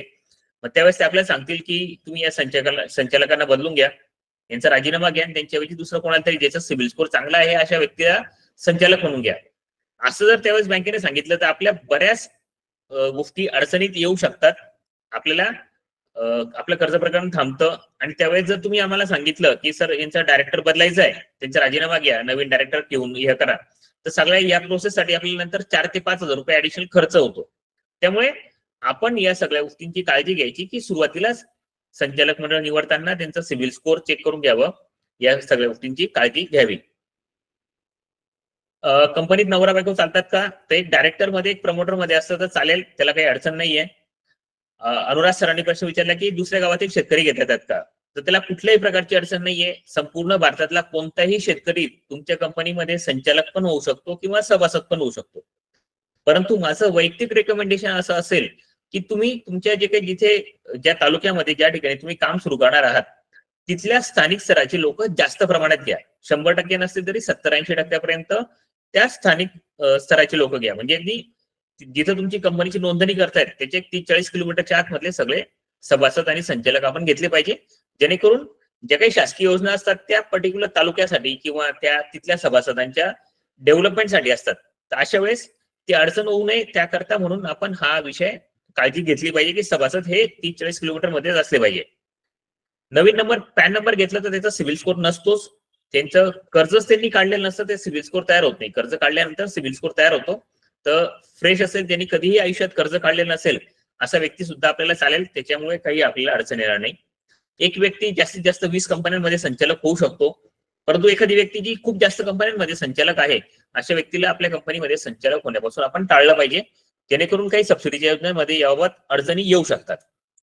जर आपले संचालक इतर काही कंपन्यांमध्ये डायरेक्टर असतील तर त्यांचा डीन नंबर आपण घेतला पाहिजे आणि तो डीन ऍक्टिव्ह आहे का नाही ते तपासलं पाहिजे. जर तो ऍक्टिव्ह नसेल, म्हणजे दरवर्षी प्रत्येक संचालकाची डीन केवायसी करावी लागते. त्यांच्या ईमेलचा आणि मोबाईल नंबरचा ओटीपी टाकून एक फॉर्म फिलअप करावा लागतो एमसीए पोर्टलवर. ते दरवर्षी 30 सप्टेंबरच्या आत करणं बंधनकारक आहे. ते जर नाही केलं तर तो डीन डिऍक्टिव्हेटेड होतो आणि तो ऍक्टिव्ह करण्यासाठी 5,000 रुपये दंड भरून ऍक्टिव्ह करावा लागतो. लक्षात घ्या, शेतकरी उत्पादक कंपनी नोंदणी करणं तुलनेने सोपं आहे, परंतु ती दरवर्षी चालवणं हे बऱ्यापैकी त्यामध्ये कंप्लायन्सेस करावे लागतात. त्यामुळे आपण सगळ्यांनी कुठले कुठले कंप्लायन्स करावे लागतात ते आम्ही तुमच्यासोबत शेअर करूच जेव्हा आपण कंपनीची नोंदणी झाल्यानंतर, परंतु त्या गोष्टींची सुद्धा आपण सगळ्यांनी काळजी घेतली पाहिजे. तर मी जे काही गोष्टी सांगितल्या त्या कंपनी कायद्याअंतर्गत बंधनकारक नाहीयेत, परंतु शासकीय योजनांचे अनुदान आणि सवलती घेताना आपल्याला अडचणी येऊ नये म्हणून आपण या गोष्टींची प्रिकॉशन घेतली पाहिजे, ही गोष्ट लक्षात घ्या. आता शासकीय योजनेमध्ये अनुदानासाठी पात्र होण्यासाठी आपल्याला कुठले कुठले क्रायटेरिया पूर्ण करावे लागू शकतात. मी जे सांगतोय ते टेंटेटिव्ह आहेत. प्रत्येक योजनेअंतर्गत पात्रता, अटी, एलिजिबिलिटी क्रायटेरिया हे वेगवेगळे असतीलच, परंतु सर्वसाधारणपणे काय असतात ते मी तुमच्यासोबत शेअर करतोय. त्यामध्ये आपले शेतकरी उत्पादक कंपनीचे कमीत कमी 250 सभासद असले पाहिजे. काही योजनांमध्ये जसं शबरी विकास महामंडळाचे आहेत त्यामध्ये 100 पेक्षा जास्त सभासद असले पाहिजे. स्मार्ट योजनेअंतर्गत रिवाइज गाईडलाईन मध्ये त्यांनी 150 पेक्षा जास्त सभासद असले पाहिजे असं सांगितलेलं आहे. परंतु टेंटेटिव्ह ओव्हरऑल जर बघितलं तर आपण साधारणतः 250 सभासद आपल्या कंपनीचे आपल्याला भविष्यामध्ये करावे लागतील, ही गोष्ट लक्षात घ्या. किमान कंपनीची 5 लाखाची वार्षिक उलाढाल असली पाहिजे, म्हणजे जी काही खरेदी विक्री आहे ती किमान 5 लाखाची आपली असली पाहिजे, तरच आपल्याला त्या स्कीम मध्ये एलिजिबल होता येईल. हे बेसिक क्रायटेरिया आहेत, परंतु याच्याने सिलेक्शन होईल का त्यासाठीचा हा मिनिमम क्रायटेरिया आहे. अशा वेळेस आपल्याला जास्त टर्नओव्हर असेल आपलं सिलेक्शन होण्याची शक्यता अजून जास्त वाढते. किमान 1 वर्षाचं ऑडिट झालेलं असलं पाहिजे, आणि आपल्या कंपनीचं किमान 5 लाख रुपयाचं पेडअप शेअर कॅपिटल असलं पाहिजे. एक मोहित सरांनी प्रश्न विचारलाय की नावावर शेतजमीन असेल पण व्यक्ती सरकारी नोकरीला असेल तर कंपनीमध्ये संचालक होऊ शकते का? तर याबाबत कंपनी कायद्याअंतर्गत अडचण नाही. अशा व्यक्ती कंपनी कायद्याअंतर्गत कंपनीमध्ये संचालक होऊ शकते, परंतु त्या व्यक्तीच्या जर ती महाराष्ट्र शासनाची सरकारी नोकर असेल किंवा केंद्र सरकारची असेल तरी सुद्धा त्यांना स्वतःचा खासगी व्यवसाय करणं अलाउड नाहीये किंवा कंपनीमध्ये कोणतंही लाभाचं पद घेणं अलाउड नाहीये. त्यामुळे जे सरकारी नोकर आहेत अशा व्यक्तींना आपल्या कंपनीमध्ये संचालक म्हणून घेऊ नये. प्रमोटर म्हणून किंवा सभासद म्हणून घेतलं तर चालेल, अडचण नाही, परंतु त्यांना डायरेक्टर बॉडीमध्ये, संचालक मंडळामध्ये घेऊ नये, कारण की त्यांना नोकरीच्या ठिकाणी या विषयांची अडचण येऊ शकते. आपल्याला शेतकरी उत्पादक कंपनीमध्ये अडचण नाहीये, परंतु ते नोकरीच्या ठिकाणी अडचण येऊ शकते. आणि एक महत्वाची गोष्ट, जे खासगी कर्मचारी आहेत त्यांनी सुद्धा आपल्या कंपनीमध्ये अशा पद्धतीने डायरेक्टर होणं चालतं का? आता काही मल्टीनॅशनल कंपनीज आहेत की ज्यामध्ये मुंबई पुण्याला वगैरे बरेच जण नोकरीला असतात, तर त्या कंपन्यांमध्ये अशा पद्धतीने डायरेक्टर होणं हे अलाउड नसतं. त्यामुळे आपण या गोष्टींची प्रिकॉशन घेतली पाहिजे. जर आपण आपला डीन नंबर आला आणि तो त्यांच्या लक्षात आला तर त्यावेळेस ते एक तर नोकरी सोडा किंवा डायरेक्टर पद सोडा असं म्हणून ते सांगू शकतात. त्यामुळे खासगी नोकरी जरी असेल तरी त्या नोकरीमध्ये हा विषय चालतो का याचा आपण आधी तपास करून घेतला पाहिजे. कमाल किती सभासद असले पाहिजे? जसं मी सांगितलं की कंपनी कायद्याअंतर्गत आपण अगदी 1 कोटीपर्यंत सभासद केले तर आपल्या शेतकरी उत्पादक कंपनीमध्ये करता येतील का? हो, करता येतील, परंतु किमान 250 सभासद आपण केले पाहिजे. जास्तीत जास्त आपण कितीही सभासद घेऊ शकतो. त्यांनी सांगितलं जेवढे जास्त सभासद घेतले तेवढा मोठा प्रोजेक्टसाठी हे फायद्याचं आहे का? काही स्कीम मध्ये त्याचा फायदा होऊ शकतो, परंतु अतिरिक्त तुम्ही जेवढे जास्त लोक घ्याल तेवढ्या लोकांना तुम्हाला सांभाळणं आहे, त्यांना वार्षिक सर्वसाधारण सभेसाठी बोलवणं आहे, त्यांना मीटिंगचा अजेंडा पाठवणं आहे, त्यांना कंपनीच्या आर्थिक व्यवहारांची सगळ्या गोष्टींची माहिती देणं आवश्यक आहे. या सगळ्या गोष्टी तुम्ही 500 सभासद केले, 1000 सभासद केले, तर तितक्या लोकांसोबत एवढा विषय करावा लागेल. तुम्हाला ते सांभाळणं शक्य असेल तर डेफिनेटली तुम्ही तो विषय करू शकतात. परंतु जेवढे गरजेचे आहेत आपल्या कंपनी नोंदणीच्या उद्देशासाठी जेवढे लोक आवश्यक आहेत तेवढ्याच लोकांना सोबत घ्या. उगाच फक्त आकडा वाढवायचा म्हणून जास्तीत जास्त सभासद काही गोळा करू नका त्यामध्ये. त्यानंतर कंपनीची नोंदणी झाल्यानंतर जसं मी तुम्हाला सांगितलं की ration certificate, MOA, AOA, PAN, TAN, PF, PSIC, PTRC, PTC आणि डीएससी हे आमच्याकडून किंवा इतर कोणत्याही व्यक्तीकडून तुम्ही कंपनीची नोंदणी केली तरी तुम्हाला ते मिळतील. या बाबतीत तुम्ही काही अडचण नाहीये, हे मिळेल.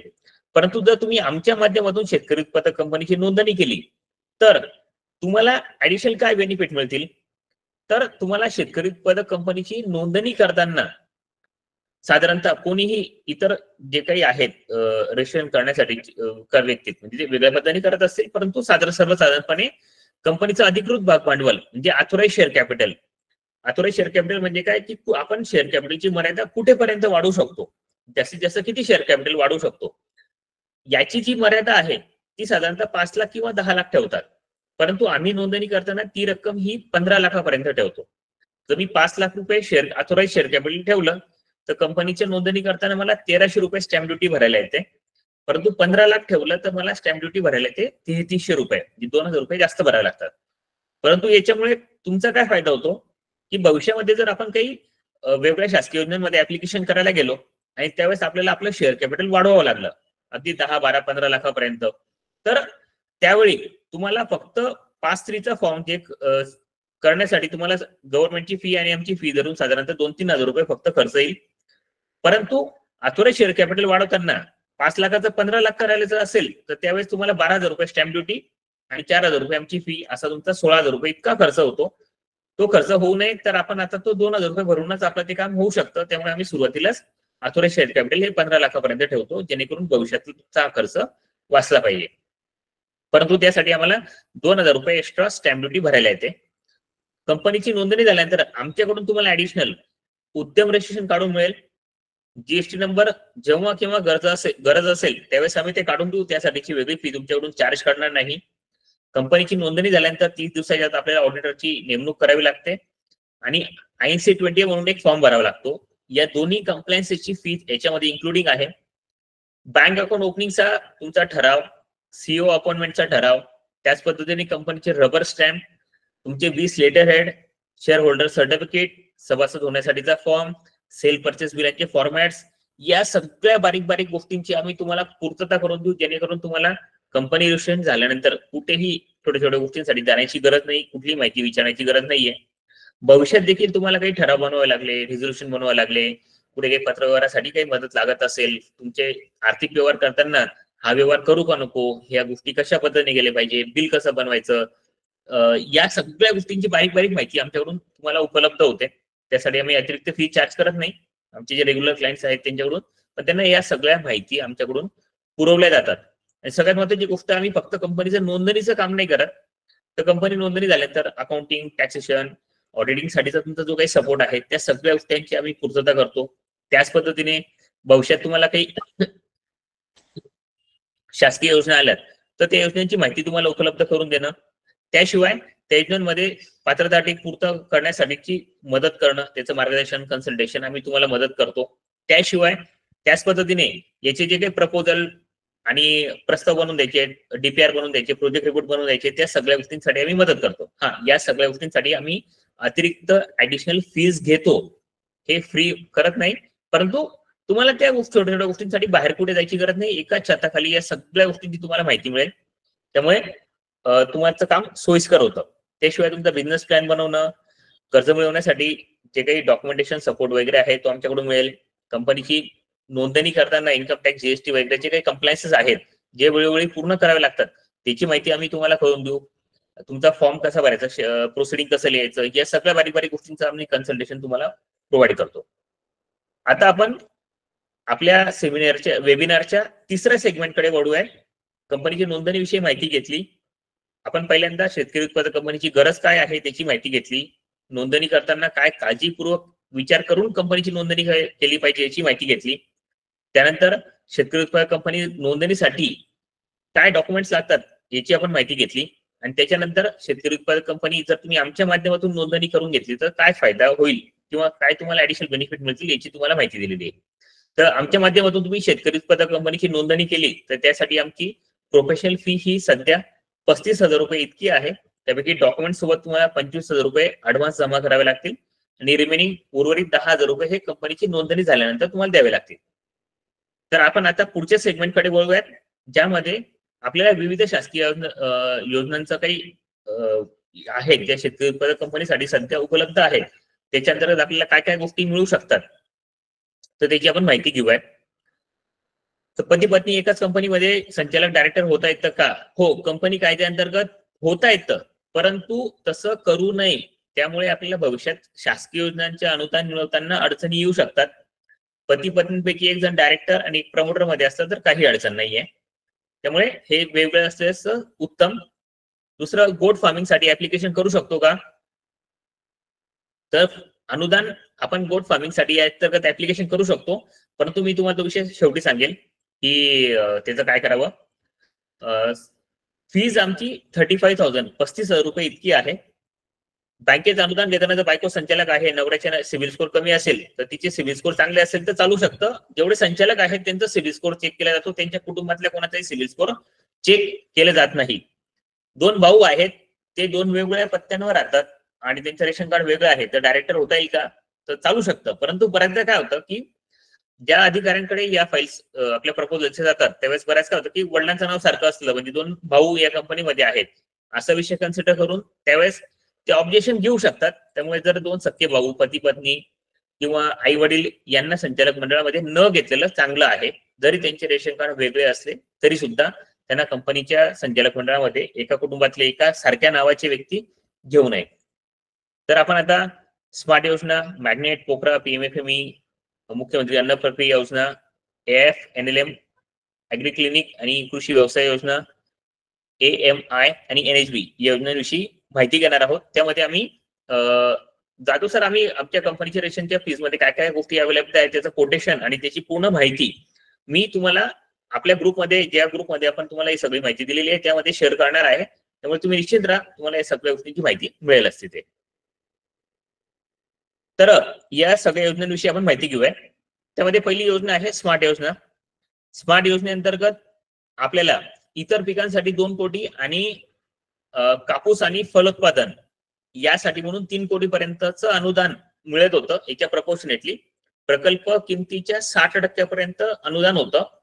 म्हणजे आपल्याला जर 2 कोटी रुपये अनुदान मिळवायचं असेल तर त्यामध्ये आपल्याला मॅक्सिमम आपण 3 कोटी 33 लाखाचा प्रस्ताव दाखल केला पाहिजे. पण इथे महत्वाची गोष्ट की स्मार्ट योजना ही त्याचं इम्प्लिमेंटेशन हे 2027 पर्यंत राज्य सरकारला पूर्ण करायचं आहे. त्याची कदाचित मुदतवाढ होईल वगैरे या सगळ्या गोष्टी नंतरच्या आहेत. त्यांनी आता जेवढे प्रकल्प मंजूर केलेले आहेत त्यांचं काम पूर्ण करण्याकडे सध्या त्यांचा कल आहे. त्यामुळे नवीन प्रपोजल्सला मान्यता मिळेल का किंवा नवीन प्रस्ताव ते घेतील का, हे दोन्ही गोष्ट प्रश्नचिन्ह, जे या दोन्ही गोष्टींवर प्रश्नचिन्ह आहे. त्यामुळे स्मार्ट योजनेअंतर्गत आपल्याला काही लाभ मिळेल का? तर बऱ्याच जणांचं तुम्हाला सांगत असेल की कंपनी रजिस्ट्रेशन करून टाका आणि स्मार्ट योजनेचा आपल्याला फायदा मिळून जाईल. तर हे मिळेल का याच्या बाबतीत मी पण तुम्हाला आता उत्तर देऊ शकत नाही की ते नवीन ऍप्लिकेशन घेऊ शकतील किंवा नाही घेऊ शकणार. त्यांची अजून पॉलिसी मेकिंग, डिसिजन मेकिंग या विषयाच्या बाबतीमध्ये चालू आहे. त्यांनी अजून कुठल्याही प्रकारचं क्लॅरिटी गव्हर्नमेंट कडून आलेली नाहीये. त्यामुळे सध्या तरी या योजनेअंतर्गत नवीन ऍप्लिकेशन घेत नाहीये. जे एक्झिस्टिंग मंजूर ऍप्लिकेशन्स आहेत त्यांनाच या योजनेअंतर्गत सबसिडी किंवा अनुदान मिळतंय. कदाचित यामध्ये आपल्याला संधी मिळू शकते. दुसरा प्रकल्प आहे मॅग्नेट प्रकल्प. मॅग्नेट प्रकल्पांतर्गत सुद्धा नाशिक रिजन मध्ये ते नवीन ऍप्लिकेशन त्यांनी मागच्या वेळेस कुठली घेतलेली नव्हती. उर्वरित महाराष्ट्रातील काही प्रपोजल्स त्यांनी मागवले होते आणि कदाचित एखाद वेळा शक्यता आहे की त्याच्या अंतर्गत पण प्रस्ताव घेतले जाऊ शकतात. फार्मा प्रोड्युसर कंपनीसाठीच्या त्या 2 सगळ्यात चांगल्या योजना होत्या, स्मार्ट आणि मॅग्नेट. ह्या योजना पण कदाचित नवीन ऍप्लिकेशन स्वीकारणार नाहीत किंवा केले तर त्याची शक्यता खूप कमी आहे.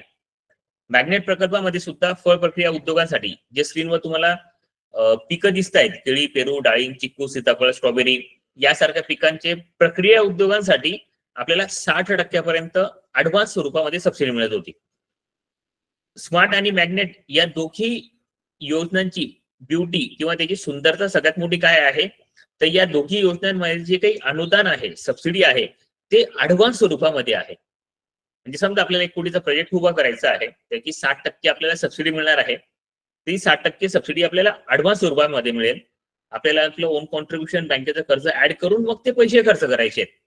बाकी इतर कोणत्याही योजनांमध्ये जर आपण बघितलं, त्या जिल्हा उद्योग केंद्राच्या असतील किंवा कृषी विभागाच्या कोणत्याही योजनांमध्ये आधी आपल्याला आपल्या पैशांनी प्रकल्पाची उभारणी करायची आहे.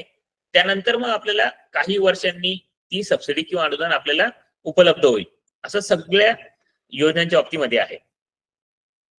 त्याच पद्धतीने पोकरा योजना, सर्जेराव सरांनी प्रश्न विचारला, पोकरा योजना अजून जाहीर व्हायची बाकी आहे. अराउंड ही 6,000 कोटी किंवा 10,000 कोटीची स्कीम असणार आहे. मोठी स्कीम असणार आहे आणि ती बऱ्याच कालावधीपर्यंत चालेल. हिचा जो काही सेकंड पार्ट आहे याच्यामध्ये बरेच प्रोजेक्ट आपल्याला याच्यामध्ये ऍड होतात. आपण अगदी कुठल्याही प्रकारचे प्रोसेसिंग आहे, गोडाऊन तुम्हाला उभारणी करायची, अवजार बँक सुरू करायची, अशा प्रकारचे सगळ्या प्रकारचे प्रोजेक्ट याच्यामध्ये करता येत होते मागच्या वेळेस. नवीन याच्यामध्ये काय असेल तर याबाबत मी तुम्हाला आता नाही सांगू शकत. जेव्हा त्याच्या गाईडलाईन्स येतील तर त्याबाबत आपण नक्कीच पोकरा योजनेसाठी स्वतंत्र वेबिनार घेऊ आणि ती योजना काय आहे, तिचं कशा पद्धतीने कामकाज चालेल, तिच्या अटी शर्ती काय आहेत त्यावेळेस समजून घेऊ. त्यामुळे याच्या सध्या ही योजना जाहीर व्हायची बाकी आहे. त्यामुळे ही योजना जाहीर झाल्यानंतर याच्या बाबतीत आपण सविस्तर माहिती घेऊयात. पुढची स्कीम आहे प्रधानमंत्री सूक्ष्म खाद्य उद्योग उन्नयन किंवा अन्न प्रक्रिया योजना. यामध्ये आपल्याला 35% पर्यंत सबसिडी मिळते. जर इंडिव्हिज्युअल असेल, आपण वैयक्तिक सिंगल ऍप्लिकेशन केलं तर त्यासाठी आपल्याला प्रकल्प किमतीच्या 35% सबसिडी मिळेल, परंतु ती जास्तीत जास्त फक्त 10 लाखापर्यंत असेल. परंतु जर आपण कॉमन इन्फ्रास्ट्रक्चर हेड खाली या स्कीमचे ऍप्लिकेशन केलं तर आपल्याला ही 35% पर्यंत सबसिडी मिळेल, परंतु सबसिडी ही जास्तीत जास्त 3 कोटी रुपयापर्यंत असेल. म्हणजे आपण 10 कोटी रुपयाचा प्रोजेक्ट टाकला तर त्याची मॅक्झिमम सबसिडी आपल्याला 3 कोटी पर्यंत या योजनेअंतर्गत मिळते. त्यामुळे फार्म प्रोड्युसर कंपनीसाठी ही एक स्कीम खूप चांगली आहे. याच्यासाठी 1 वर्षाचा ऑडिटची गरज नाहीये, जास्त सभासदांची गरज नाहीये. फक्त बँकेने कर्ज मंजूर केलं पाहिजे. या अंतर्गत आपण कुठल्याही प्रकारचे प्रक्रिया उद्योग सुरू करू शकतो. त्यासाठी मोठी वाईड रेंज आहे. याच्यामुळे आपल्याला प्रोजेक्ट सिलेक्शनसाठी खूप जास्त ऑप्शन्स किंवा चॉईस आपल्याकडे उपलब्ध आहेत. त्यामुळे ही स्कीम आपल्यासाठी खूप चांगली आहे. याशिवाय महाराष्ट्र शासनाची कृषी अन्न प्रक्रिया योजना आहे. या योजनेअंतर्गत चालू वर्षामध्ये त्यांनी नवीन गाईडलाईन्स जाहीर न केल्यामुळे सरकार बदलल्यानंतर अजून त्यामध्ये ते अर्ज प्रस्ताव घेत नाहीयेत किंवा जे प्रस्ताव आहेत ते प्रलंबित आहेत. परंतु या अंतर्गत सुद्धा आपल्याला 30% पर्यंत प्रकल्प किमतीच्या 30% पर्यंत सबसिडी मिळते, जास्तीत जास्त 50 लाखापर्यंत. त्याच पद्धतीने AIF ऍग्रीकल्चर इन्फ्रास्ट्रक्चर फंड या योजनेअंतर्गत सबसिडी नाहीये, परंतु या योजनेअंतर्गत आपल्याला कर्ज मिळवण्यासाठी मदत होते. इतर कोणत्याही योजनेबरोबर कॉम्बिनेशनने आपण AIF या योजनेचा फायदा घेऊ शकतो. या अंतर्गत आपल्याला ऍप्लिकेशन केल्यानंतर आपल्याला प्रकल्प किमतीच्या म्हणजे आपल्याला जे काही कर्ज मिळेल बँकेचं, हे बँकेचं कर्ज विनातारण कर्ज मिळेल. क्रेडिट गॅरंटी त्याची केंद्र सरकार घेईल. त्याच पद्धतीने या अंतर्गत आपल्याला बँकेला फक्त 9% व्याज हे आवाज याच्यामध्ये फक्त आपल्याला 9% व्याज बँक आपल्याकडून आकारेल आणि उर्वरित त्यामधले पण 9% पैकी पण 3% आपल्याला रिफंड मिळणार आहेत. ही गोष्ट लक्षात घ्या. म्हणजे आपल्याला फक्त 6% दराने बँकेला व्याज द्यावं लागणार आहे. हा सगळ्यात मोठा या अंतर्गत फायदा आहे. त्यानंतर पुढचा प्रकल्प NLM नॅशनल लाईव्हस्टॉक मिशन. या योजनेअंतर्गत आपण कुक्कुटपालनासाठीच 25 लाखापर्यंत सबसिडी आहे. शेळी मेंढी पालनासाठीची 50 लाखापर्यंत सबसिडी आहे. वराह पालनासाठी 30 लाखापर्यंत सबसिडी आहे. मुरघास प्रकल्पासाठी 50 लाखापर्यंत सबसिडी आहे. परंतु माझं वैयक्तिक रेकमेंडेशन आहे की फार्म प्रोड्युसर कंपनी अंतर्गत जर खरंच गरज असेल तरच या योजनेचं अंतर्गत ऍप्लिकेशन करावं, अन्यथा वैयक्तिक ऍप्लिकेशन केलं तरी चालेल. कारण की या योजनेअंतर्गत फार्म प्रोड्युसर कंपनी आणि इंडिव्हिज्युअल ऍप्लिकेंट म्हणजे एखाद्या व्यक्तीने सुद्धा ऍप्लिकेशन केलं त्याला सुद्धा सगळ्यांना सारखी सबसिडी आहे. त्याच्यामध्ये कुठलाही फरक नाहीये. लक्षात घ्या, कुठलाही फरक नाहीये. त्यामुळे फार्म प्रोड्युसर कंपनी अंतर्गत जर आपण ऍप्लिकेशन केलं तर आपल्याला खूप जास्त ऍडिशनल डॉक्युमेंटेशन द्यावं लागतं. जसं की आपल्याला सभासदांची यादी द्यावी लागेल, ज्यामध्ये आपल्या सगळ्या सभासदांचे आधार कार्ड दिले पाहिजे, त्यांचे मोबाईल नंबर दिले पाहिजे.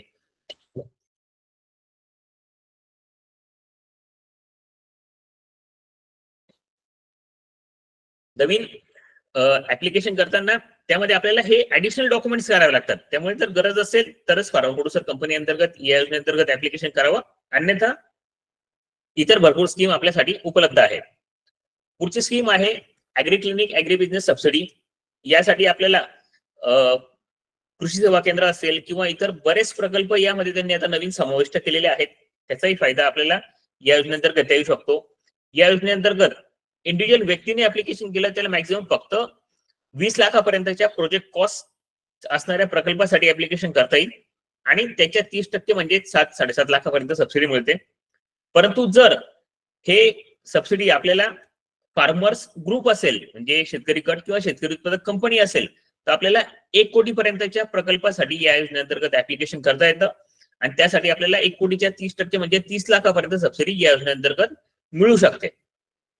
याशिवाय आपल्याला AMI थोडं ते पेज सेटिंग मध्ये प्रॉब्लेम झाल्यामुळे असं दिसत आहे. AMI ऍग्रीकल्चर मार्केटिंग इन्फ्रास्ट्रक्चर म्हणून स्कीम आहे जी नाबार्ड अंतर्गत राबवली जाते. यामध्ये आपल्याला गोदाम उभारायचं असेल किंवा कोल्ड स्टोरेज वगैरे उभारायचं असेल तर त्यासाठी जर इंडिव्हिज्युअल व्यक्तीने ऍप्लिकेशन केलं तर त्याला 25% सबसिडी मिळेल. वुमन SC ST साठी 33% सबसिडी मिळेल आणि फार्मर प्रोड्युसर कंपनीसाठी सुद्धा या योजनेअंतर्गत 33% पर्यंत सबसिडी उपलब्ध आहे. याशिवाय नॅशनल हॉर्टिकल्चर मिशन अंतर्गत NHB अंतर्गत आपल्याला मध्ये कोल्ड स्टोरेज उभारणी करण्यासाठी सुद्धा या योजनेअंतर्गत सबसिडी मिळेल. NHB ची आता रिसेंटली स्कीम आलेली आहे त्यामध्ये 5 कोटीपर्यंत सबसिडी आहे, परंतु त्याची मुदत ही 28 मार्च इतकी आहे आणि त्याच्या अटी बऱ्यापैकी किचकट आहेत. त्यामुळे मी त्या योजनेचा या अंतर्गत समाविष्ट नाही केला, कारण की आपण कंपनी रजिस्टर करून पण त्यामध्ये लगेच काही एलिजिबल होऊ शकत नाही. त्याबाबत डिटेल व्हिडिओ आमच्या युट्यूब चॅनलला आहे, तुम्ही तो व्हिडिओ पाहू शकतात. आता जी रिसेंटली किसान संपदा योजना केंद्र सरकारने त्याच्या अंतर्गत अर्ज मागवलेले आहेत त्याबाबत डिटेल माहिती त्या व्हिडिओमध्ये आहे, तुम्ही तिथून तो घेऊ शकतात. आणि मी जे काही तुम्हाला आता माहिती देतोय याच्या बाबतीत प्रत्येक योजनेची डिटेल माहिती असणारे व्हिडिओ हे FSS सोल्युशन्स आपले जे काही युट्यूब चॅनल आहे त्याला ते उपलब्ध आहेत. त्याची मी लिंक आपल्याला ग्रुपमध्ये मी शेअर करेल. सोमवारी सगळ्या गोष्टी मी तुम्हाला शेअर करेल आणि आजचा जे काही व्हिडिओ आपलं आपण वेबिनार घेतोय याची रेकॉर्डिंग सुद्धा तुम्हाला त्या ठिकाणी उपलब्ध होणार आहे. तर याच्या अंतर्गत NHB अंतर्गत आपल्याला सुद्धा प्रकल्प किमतीच्या 25% पर्यंत 30% पर्यंत सबसिडी मिळते. याशिवाय कृषी विभागाच्या, आत्मविभागाच्या, नाबार्डच्या, पणन मंडळाच्या, पशुसंवर्धन विभागाच्या, जिल्हा परिषदच्या, कृषी विभागाच्या सुद्धा अशा बऱ्याच योजना असतात. परंतु त्यासाठी आपल्याला ऍडिशनल त्या विभागामध्ये कोऑर्डिनेशन केलं पाहिजे. जी शेतकरी उत्पादक कंपनी नोंदणी केली, आपलं एखादं ऑडिट झालं, आपले सभासद पूर्ण झाले तर कृषी विभाग असेल, आत्मा असेल, नाबार्ड असेल या सगळ्या ठिकाणच्या अधिकाऱ्यांना आपण भेटून घ्यायचं की आमची कंपनी आहे, आम्ही अशा पद्धतीने काम करण्याचं आमचं प्लॅनिंग आहे, तुमच्याकडे काही स्कीम्स असतील तर आम्हाला तुम्ही सांगा, कळवा. तर बऱ्याच अशा योजना असतात की त्या स्थानिक स्तरावर तो निधी आलेला असतो, त्या पद्धतीने कंपन्यांसाठी त्यांना खर्च करायचा असतो किंवा काही बियाणे वाटप असेल, शेतकऱ्यांचं ट्रेनिंग असेल, शेतकऱ्यांचं माती परीक्षण असेल, यासारख्या छोट्या छोट्या ऍक्टिव्हिटीज हे कृषी विभाग फार्मर प्रोड्युसर कंपन्यांच्या माध्यमातून राबवतं. त्यामुळे आपण तिथल्या स्थानिक अधिकाऱ्यांशी जर कनेक्ट मध्ये असलो तर आपल्याला सुद्धा या ऍक्टिव्हिटीज मध्ये सहभाग होता येतो. त्यातून आपल्या कंपनीला काही आर्थिक बेनिफिट पण होतात आणि आपल्या सभासदांचं सुद्धा आपल्याला काही ऍक्टिव्हिटी राबवल्यामुळे आपल्यासोबत बरेच जण सभासद सुद्धा आपल्यासोबत जुळत असतात. आता शेतकरी उत्पादक कंपनी अंतर्गत कोणकोणते व्यवसाय सुरू करता येऊ शकतात त्याबाबत माहिती घेऊयात. त्यामध्ये आपण शेतीशी निगडीत असलेल्या, मी आता जे काही स्क्रीनवर दिसतंय ते वाचत नाही पूर्ण डिटेलमध्ये, फक्त तुम्हाला कन्सेप्ट क्लिअर करतो की शेतीशी निगडीत असलेला कोणताही व्यवसाय आपण शेतकरी उत्पादक कंपनी अंतर्गत सुरू करू शकतो. म्हणजे अगदी इनपुट मध्ये तुम्ही सीड, पेस्टिसाइड, फर्टिलायझर मॅन्युफॅक्चरिंग सुरू करू शकतात. शेतीसाठी अवजारेचं मॅन्युफॅक्चरिंग तुम्ही करू शकता, त्याचं ट्रेडिंग करू शकतात, तुम्ही कॉन्ट्रॅक्ट फार्मिंग करू शकतात. त्याच पद्धतीने शेतातून माल बाहेर निघाल्यानंतर त्याचं स्टोरेज असेल, त्याची प्रोडक्शन असेल, त्याच्या प्रोसेसिंग असेल, त्याला साठवणूक असेल, या सगळ्या प्रकारच्या शेती आणि शेतीशी निगडीत असलेल्या सगळ्या प्रकारच्या ऍक्टिव्हिटीज तुम्ही शेतकरी उत्पादक कंपनी अंतर्गत करू शकतात. आता मी इथे का सांगतोय, ज्या पद्धतीने आपल्याला प्रायव्हेट लिमिटेड कंपनीची नोंदणी करायची असेल किंवा 1% कंपनीची नोंदणी करायची असेल त्यावेळेस आपल्याला स्पेसिफिक उद्देश द्यावा लागतो की आम्ही या कंपनी अंतर्गत कोणता व्यवसाय करणार आहोत. परंतु फार्मा प्रोड्युसर कंपनी अंतर्गत आपल्याला मिनिस्ट्री ऑफ कॉर्पोरेट अफेअर्सने ही संधी दिलेली आहे की आपण शेतीशी निगडीत असलेल्या कोणतेही व्यवसाय या अंतर्गत करू शकतो. त्यामध्ये आपल्याला बंदी नाही किंवा मर्यादा नाही आहेत. कुठल्याही प्रकारचे उत्पादन उद्योग गोदाम वगैरे उभारणी, या सगळ्या गोष्टी आपण शेतकरी उत्पादक कंपनी अंतर्गत करू शकतो. त्याच पद्धतीने शेतीपूरक व्यवसाय, त्यामध्ये पशुसंवर्धन असेल, पशुपालन असेल, दुग्ध व्यवसाय असेल, कुक्कुटपालन, मत्स्यपालन, फलोत्पादन, फुलशेती, मधुमक्षिका पालन, रेशीम शेती, हे सगळे व्यवसाय आपण शेतकरी उत्पादक कंपनी अंतर्गत करू शकतो. त्याच पद्धतीने जसं मी तुम्हाला सांगितलं की इनपुट सप्लाय, या गोष्टी सुद्धा आपण शेतकरी उत्पादक कंपनी अंतर्गत करू शकतो. पण इथे सगळ्यात महत्वाचा मुद्दा तो म्हणजे या सगळ्या गोष्टी करू शकतो कशासाठी करायच्या आहेत, तर त्या आपल्याला फक्त आपल्या सभासदांच्या फायद्यासाठी, वैयक्तिक फायद्यासाठी नाही. त्यामुळे संचालकांनी जर काही वैयक्तिक फायदा करून घेतला आणि त्यांनी जर कोणी त्याच्यावर ऑब्जेक्शन घेतलं, त्यांना ती रक्कम भरून द्यावी लागू शकते. त्यामुळे आपण जी काही ऍक्टिव्हिटी करणार आहोत ती आपल्या सगळ्या सभासदांच्या बेनिफिटसाठी आपण करू शकतो. फिश फार्मिंग साठी एपीसी करता येते का? हो, करता येते, परंतु त्याची प्रोसेस म्हणजे जसं प्रोड्युसर सर्टिफिकेट आपण तालुका कृषी अधिकारी कार्यालयातून घेऊ शकतो, तसं आपल्याला फिश फार्मिंग करणारे जे सभासद आहेत तेवढे सभासद आपल्याला या अंतर्गत घेता येऊ शकतात. याबाबत आम्ही एक पुस्तक लिहिले आहे, ज्या पुस्तकाच्या 5000 पेक्षा जास्त कॉपीज विक्री झालेल्या आहेत. ते पुस्तक आहे कृषी उद्योजकतेची सुवर्ण संधी शेतकरी उत्पादक कंपनी. या अंतर्गत आम्ही यापैकी बरेचसे विषय कव्हर केलेले आहेत. ते अमेझॉनवर विक्रीसाठी उपलब्ध आहे, तुम्ही तिथून ते परचेस करू शकता. आमच्या कॉन्टॅक्ट डिटेल्स स्क्रीनवर मी तुमच्यासोबत शेअर केलेले आहे. आता मी आपले जे काही प्रश्न असतील त्या प्रश्नांवर आपण डिटेल चर्चा करूयात. ज्यांना ही माहिती सफिशियंट वाटली असेल ते आपल्या या वेबिनार म्हणून आता ट्विट करू शकतात, आणि ज्यांना काही प्रश्न विचारायचे असतील त्यांनी प्रश्न विचारू शकतात.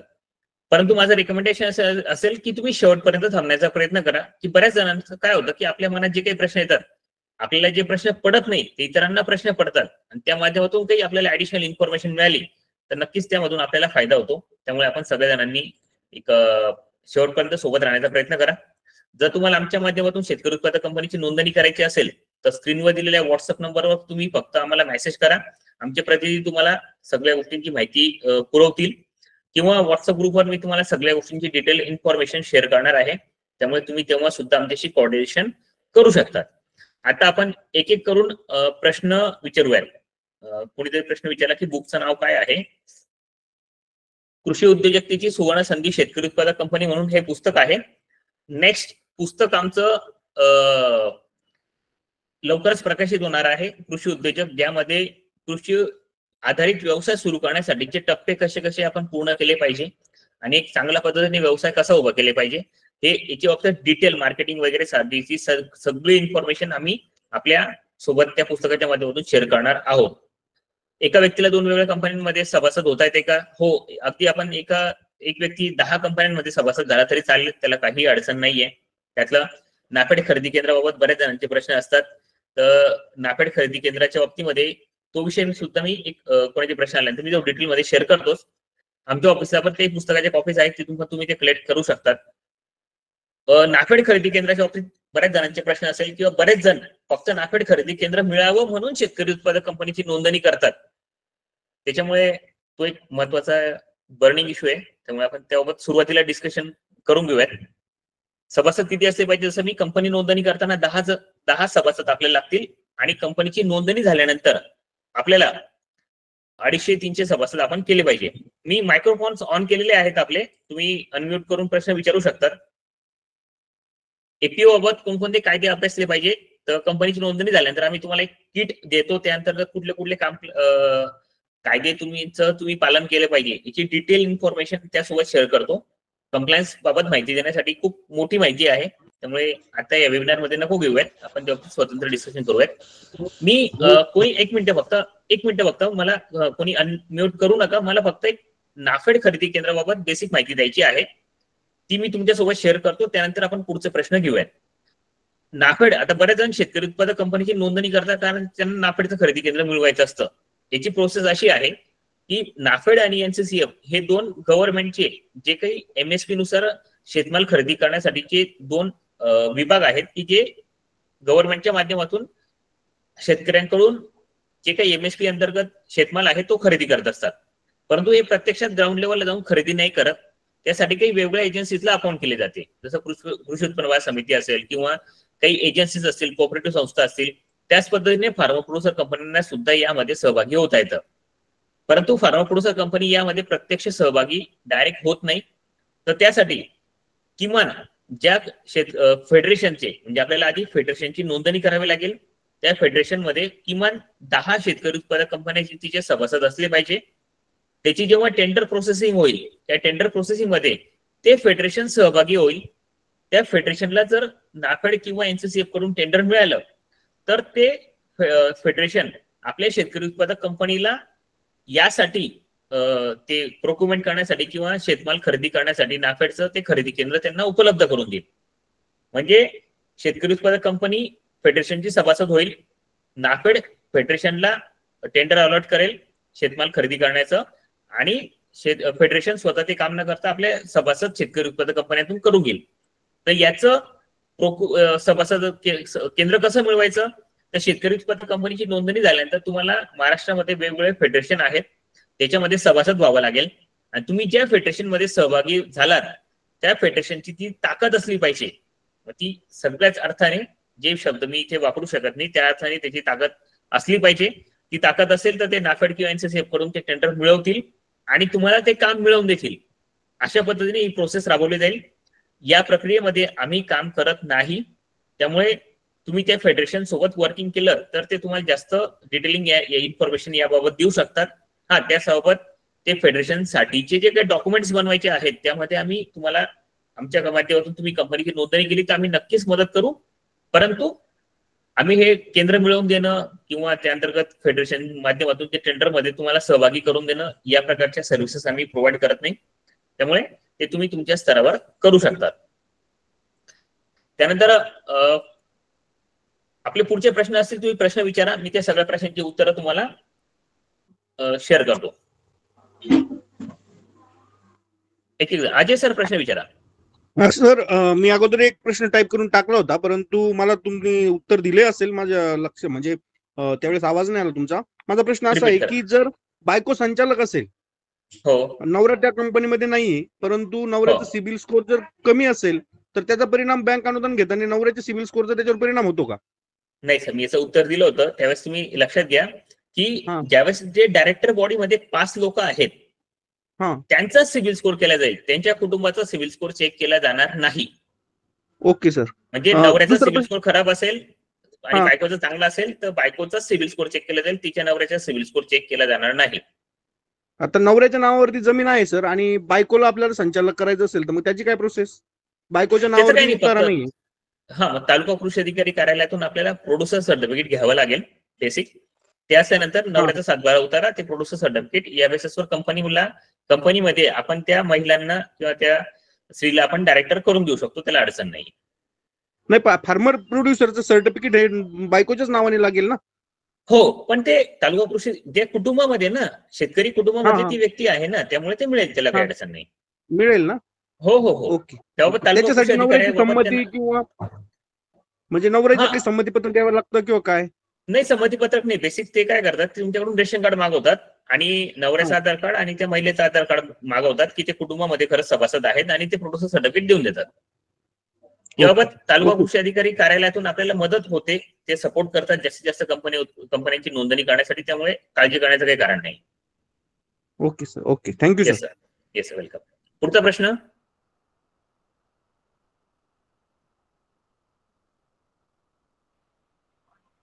हॅलो पुढचा प्रश्न. हा सर मी अजनाथ निकम बोलतो सर. नमस्कार सर. आमची एक company sir green of farmer producer नावाने. तर आमच्या कंपनीमध्ये दोघं नवरा बायको आहे ना एकाच याच्यामध्ये दोघं नवरा बायको ते संचालक आहे डायरेक्टर. तर तुम्ही सांगितलंय त्याप्रमाणे की कोणा एकाला संचालक राहता येईल. जर कधी दोघं असले तर आपल्याला शासकीय अनुदान घेता येणार नाही. मग अशा वेळेस फक्त प्रोमोटर मध्ये त्यांना एक जणाला प्रोमोटर मध्ये जावं लागेल ना? हॅलो हॅलो हॅलो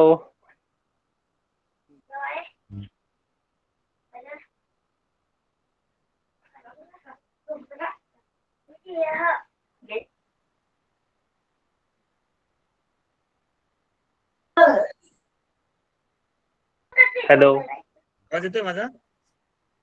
हॅलो आवाज येतोय माझा? हो आवाज येतोय सर. म्हटलं अशा वेळेस जर कधी मग एकाला रिमूव्ह करायचं एखादा, तर मग त्याला काय प्रोसेस करावं लागेल? दोघा नवरा बायको पैकी एकाला.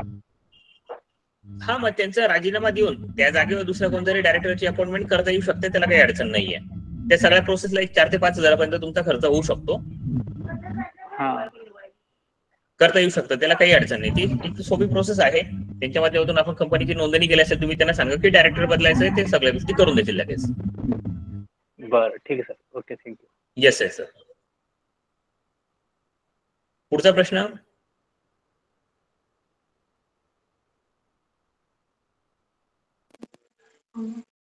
हॅलो, नमस्कार सर. Hello sir. हा, नमस्कार विठ्ठल सर, बोला. सर, माझा क्वेश्चन असा आहे की जे डायरेक्टर निर्णय घेतात त्याच्यामध्ये सदस्य इंटरफेअर करू शकतात का डायरेक्ट? सर, आपल्या कंपनीचे निर्णय घेण्याचा मॅक्झिमम अधिकार हा सगळ्या संचालक मंडळाचा आहे. संचालक मंडळच निर्णय घेऊन कंपनी चालवत असते. परंतु काही निर्णय असे असतात की जे कंपनीच्या वार्षिक सर्वसाधारण सभेमध्ये घेतले जातात. जसं की आपल्या कंपनीच्या आर्थिक पत्रकांची नेमणूक करणं असेल, एमओए मध्ये बदल करणं असेल, काही डायरेक्टर संचालक मंडळाची निवडणूक घ्यायची असेल, या पद्धतीचे सगळे विषय आपल्या सभासदांच्या वार्षिक सर्वसाधारण सभेमध्ये किंवा विशेष सर्वसाधारण सभेमध्ये घेतले जातात. त्यावेळी प्रत्येक सभासदाला हा एक महत्वाचा भाग जो विठ्ठल सरांनी विचारला तो सगळ्या जणांनी लक्षात घ्या की शेतकरी उत्पादक कंपनी ही कम्युनिटी बेस्ड ऑर्गनायझेशन आहे. ज्या पद्धतीने आपल्याकडे पूर्वी सहकारी संस्था होता त्या पद्धतीने प्रत्येक सहकारी संस्थेमध्ये कसं होतं की समजून घ्या, तुमच्याकडे विठ्ठल सरांकडे 1 लाख रुपयाचे शेअर्स आहेत आणि माझ्याकडे फक्त 100 रुपयाचा शेअर आहे, तरी त्यांना सुद्धा एकच मत देण्याचा अधिकार असेल आणि मलाही एकच मत देण्याचा अधिकार असेल. या मतदानाच्या प्रक्रिया राबवली गेली त्यावेळेस प्रत्येक सभासद तुमच्या कंपनीच्या निर्णय प्रक्रियेमध्ये वर्षातून एकदा किंवा विशेष सर्वसाधारण सभा बोलवली तर त्यामध्ये तो हस्तक्षेप करू शकतो. परंतु जे दैनंदिन ऍक्टिव्हिटीज आहेत त्याच्यामध्ये तो सहभागी होऊ शकत नाही. फक्त ते जेव्हा त्याची ही अॅन्युअल जनरल मीटिंग असेल त्याच्यामध्येच तो हस्तक्षेप करू शकतो, इतर वेळी नाही. धन्यवाद सर. आणखी एक क्वेश्चन आहे की सर, जे फार्मर प्रोडक्शन कंपनीच्या रिलेटेड जेवढे काही कायदे की ते स्थापन करण्याच्या म्हणजे कंपनी स्थापन करण्याच्या अगोदर अभ्यासले पाहिजेत, त्याबद्दल थोडी माहिती किंवा ते फक्त आपल्या व्हॉट्सअप ग्रुपमध्ये हे कायदे अभ्यासले पाहिजेत, फक्त एवढी इन्फॉर्मेशन भेटावी एवढी विनंती. येस, मी ते गोष्ट मला डिटेलमध्ये तशी शेअर नाही करताना, कारण की मी ते आमच्या क्लायंटसाठी शेअर करतो. फक्त तुम्ही जर मी पुस्तक सांगितलं ते पुस्तक जर तुम्ही अमेझॉन वरून मागून घेतलं ना, त्यामध्ये या सगळ्या गोष्टींची ड्यू डेट वाईज तारीख दिलेली आहे. अच्छा, okay okay. Due date wise त्यामध्ये पूर्ण डिटेल इन्फॉर्मेशन दिलेली आहे की कोणता, जसं डीन केवायसी केव्हा करायचे, ऑडिट केव्हा करायचं, पीएफ, PSIC, GST वगैरे इन्कम टॅक्स रिटर्न पासून सगळ्या गोष्टींची तारखेनुसार सगळ्या गोष्टींची डिटेल इन्फॉर्मेशन दिलेली आहे. Okay, thank you. Yes sir. पुढचा प्रश्न सर. Hello sir. हा, ज्ञानेश्वर सर बोला. सर, आपण कंपनीचं किती लाख पर्यंत टर्नओव्हर केल्याच्या नंतर जीएसटी भरावा लागतो आपल्याला? सर, हे पहा, शेतकरी उत्पादक कंपनीची नोंदणी करताना म्हणजे मी थोडं डिटेल सांगतो तुमच्या प्रश्नाचं उत्तर, की शेतकरी उत्पादक कंपनीला इतर जे काही कायदे आहेत, इन्कम टॅक्स कायदा असेल, GST कायदा असेल, जे इतर सगळ्यांना लागू आहेत त्याच पद्धतीने आपल्या कंपनीला लागू आहे.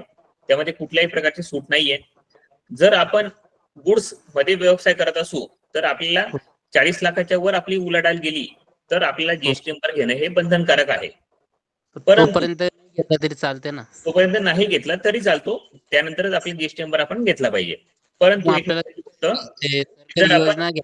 आपल्याला लाभ भेटू शकतो त्याच्या अगोदर? हा, त्याच्या आधी भेटू शकतो. म्हणजे तुम्हाला असं काही गरजेचं नाही की तुम्ही तिथे म्हणजे ऍप्लिकेशन करताना जीएसटी नंबर असलाच पाहिजे असं काही गरजेचं नाहीये. ओके ओके, धन्यवाद सर. आणि फक्त महत्वाची गोष्ट क्लिअर करतो की जर तुम्ही ज्या वस्तूंना जीएसटी लागत नाही, समजून घ्या तुम्ही गव्हाची ट्रेडिंग करत असाल, काही मक्याची ट्रेडिंग करत असाल, जे जीएसटी मधून टॅक्सेबल नाहीयेत, अशा कमोडिटी जर ट्रेडिंग करत असाल तर तुमचा 1, 2, 3 कोटी पण टर्नओव्हर झाला, अशा वेळी तुम्ही जीएसटी नंबर नाही घेतला तरी चालेल. पण तुम्ही अगदी 5 कोटीचा तुमचा गव्हाचा टर्नओव्हर आहे आणि फक्त तुम्ही 10,000 रुपयाची सोयाबीनची गाडी विकली तर त्यावेळेस तुम्हाला जीएसटी नंबर काढणं बंधनकारक आहे. हो का? मला कसं, आम्हाला शेतकऱ्यांचा माल घ्यायचा आणि खरेदी विक्री करायची त्याच्यातून चालू. हा, मग त्याच्यावर तुम्ही फक्त टॅक्स फ्री कमोडिटी असेल तर जीएसटी नंबर नाही घेतला तरी चालू शकतो. Okay okay, thank you sir. Yes sir. पुढचा प्रश्न. सर हॅलो, आता पाटील साहेब बोलले ना, ज्ञानेश्वर पाटील, त्यांच्याच कंपनीचा मी संचालक आहे. तर याच्यात आम्हाला खरेदी विक्री करायची आहे, तर याच्यासाठी काही लायसन्सची गरज असेल का सर, लागेल का? हे पहा, ट्रेडिंगसाठी असं वेगळ्या लायसन्सची गरज नाहीये, परंतु तुम्ही शेतमाल जर खरेदी केला तर त्याच्यावर मार्केट फी भरली पाहिजे असं कृषी उत्पन्न बाजार समिती तुम्हाला सांगू शकते. त्याच्यामुळे तुम्ही तुमच्या आपल्या कृषी उत्पन्न बाजार समितीचं एक लायसन्स काढून घेऊ शकतात. त्याच्यामध्ये आडत्याचं किंवा माल खरेदीचं लायसन्स काढू शकतात आणि मार्केट फी तुमच्या कृषी उत्पन्न बाजार समितीला तुम्ही भरू शकतात, किंवा तुम्ही डायरेक्ट ट्रेडिंग केली तरी चालतो, किंवा तुम्ही स्वतः डायरेक्ट मार्केटिंग लायसन्स जे पणन विभागाचं आहे ते काढून सुद्धा तुम्ही पणनलाही डायरेक्ट मार्केट फी भरली तरी तो विषय चालू शकतो. खरेदीसाठी वेगळं लायसन्स काढायची गरज नाहीये. बेसिक तुमच्या कंपनीची नोंदणी, खूप काही झालं उद्यम रजिस्ट्रेशन, ते आम्ही तुम्हाला देणारच आहोत.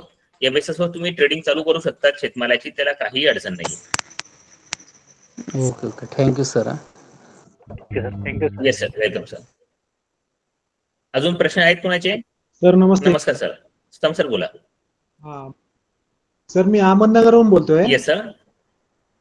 अहमदनगर मध्ये खूप काही आहेत असे बचत नाही का, ऍग्रिकल्चर कंपनी रजिस्ट्रेशन आहेत. Yes sir. त्यांना काय होतं, मार्गदर्शन भेटत नाहीत. आपण फिजिकली एक दिवसाचं सेमिनार वगैरे घेऊ शकतो का आपल्या मार्फत?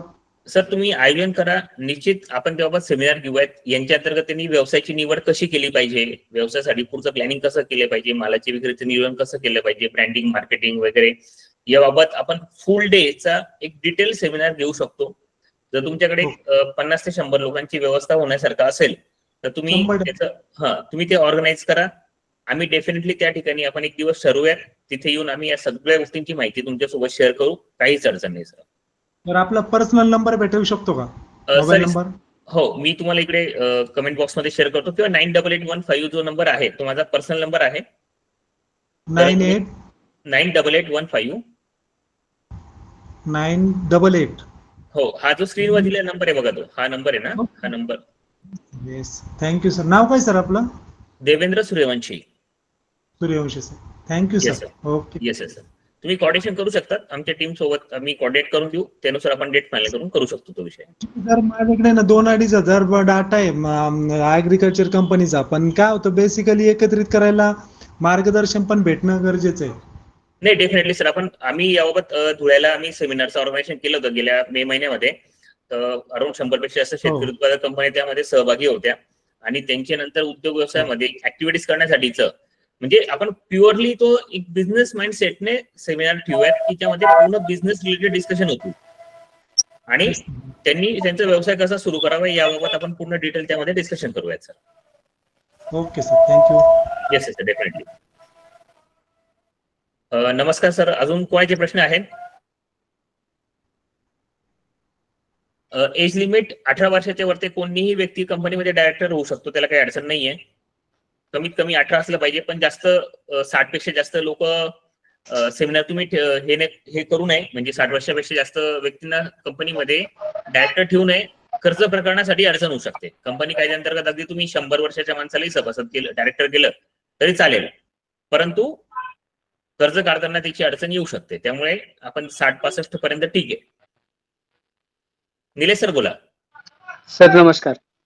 नमस्कार सर. माझी ॲग्रीमोन प्रोड्युसर कंपनी आहे 2021 पासून, पण तुमच्या सोशल मीडियाच्या माध्यमातून संपर्कात आल्यामुळे आता त्या कंपनीला मी जवळपास 450 सभासद नोंदवले. म्हणजे आतापर्यंत आम्हाला एवढी माहिती सीएसने वगैरे सीएने कुठलीच दिली नाही.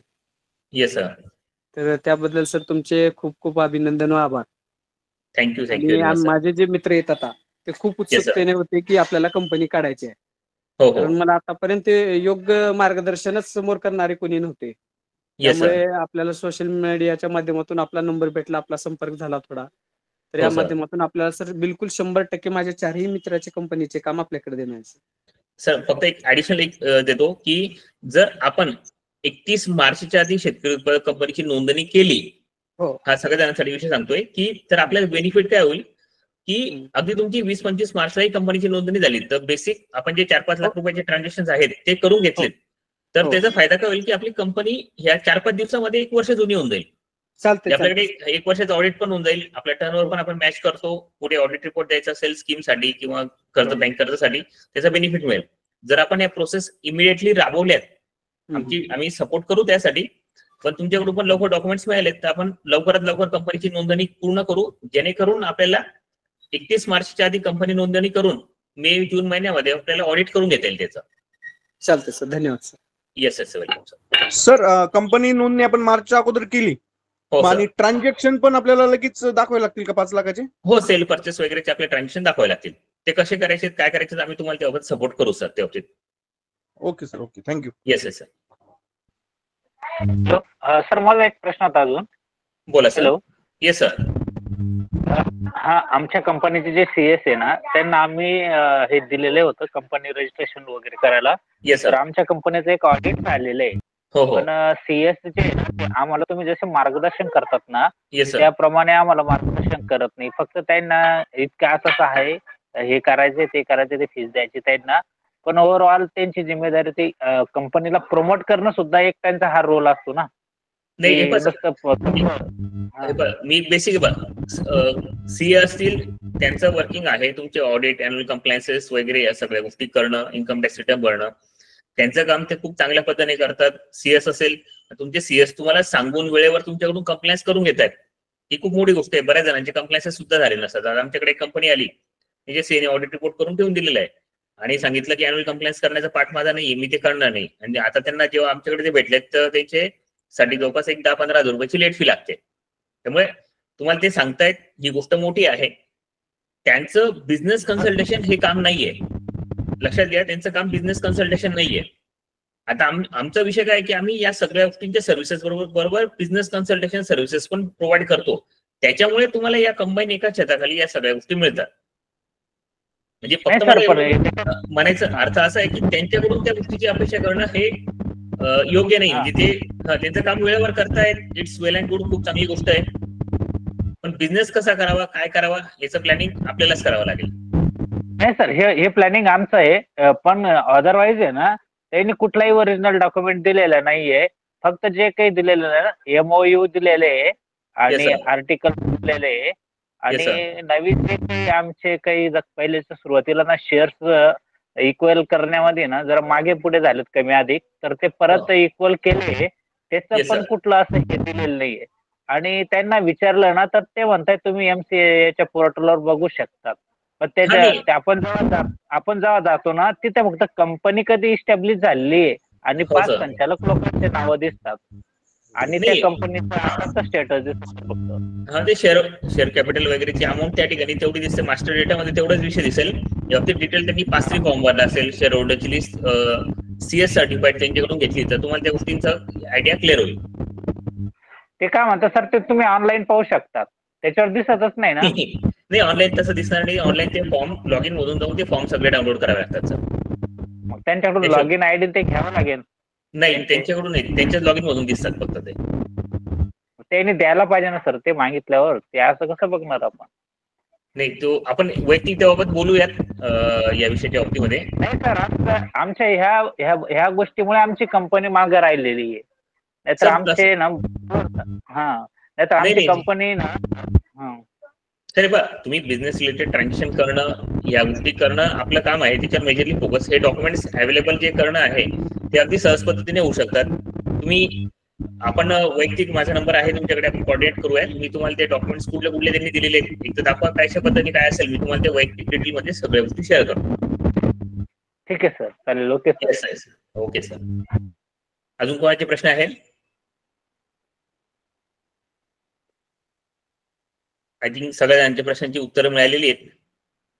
बऱ्याच जणांना भूका लागलेल्या असतील, आता घरून फोन येत असेल जेवण करायचं आहे, जेवण करायला बसायचंय म्हणून. आता तर आपण वेबिनार कन्क्लूड करायचा. आता जर कोणाचे काही सेमिनार कसा वाटला काही शेअर करायचं असेल तुम्ही शेअर करू शकतात, किंवा ज्या व्हॉट्सअप नंबरने तुम्हाला मेसेजेस आलेले आहेत त्या व्हॉट्सअप नंबरवर तुम्ही मेसेज पाठवा.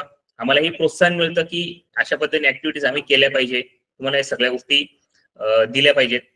मोहित सर सांगतात की धुळ्याला सेमिनार पुन्हा एकदा घ्या म्हणून, तर नक्कीच आम्ही प्लॅनिंग करतो. तुमच्याकडे तुम्ही ऑर्गनाईज करायचं असेल तर तसंही सांगा. डेफिनेटली आपण 100% लवकरच एका सेमिनारचं आयोजन करूया, फुल डे सेशन, ज्यामध्ये बिझनेसच्या बाबतीमध्ये आपण डिस्कशन करूयात पूर्णपणे. विठ्ठल सर. ओके, धन्यवाद सर, धन्यवाद मानण्यासाठी मी speaker on. Thank you very much sir. Thank you very much sir. कृपया आपल्या प्रतिक्रिया, वेबिनार कसा वाटला ते तुम्ही शेअर करा.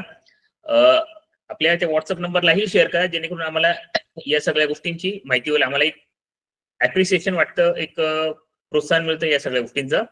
नवीन आम्ही काही वेबिनार किंवा सेमिनारचं ऑर्गनायझेशन केलं तर डेफिनेटली तुमच्यासोबत शेअर करतो आणि त्यावेळेस आपण डिटेल बिझनेस रिलेटेड गोष्टींमध्ये चर्चा करूयात.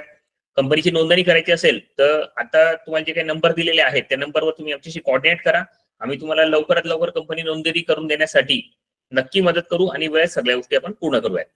Thank you very much. आपण सगळेजण वेबिनारला आलात. FSS सोल्युशनच्या वतीने मी आपल्या सगळ्यांचे आभार मानतो. धन्यवाद.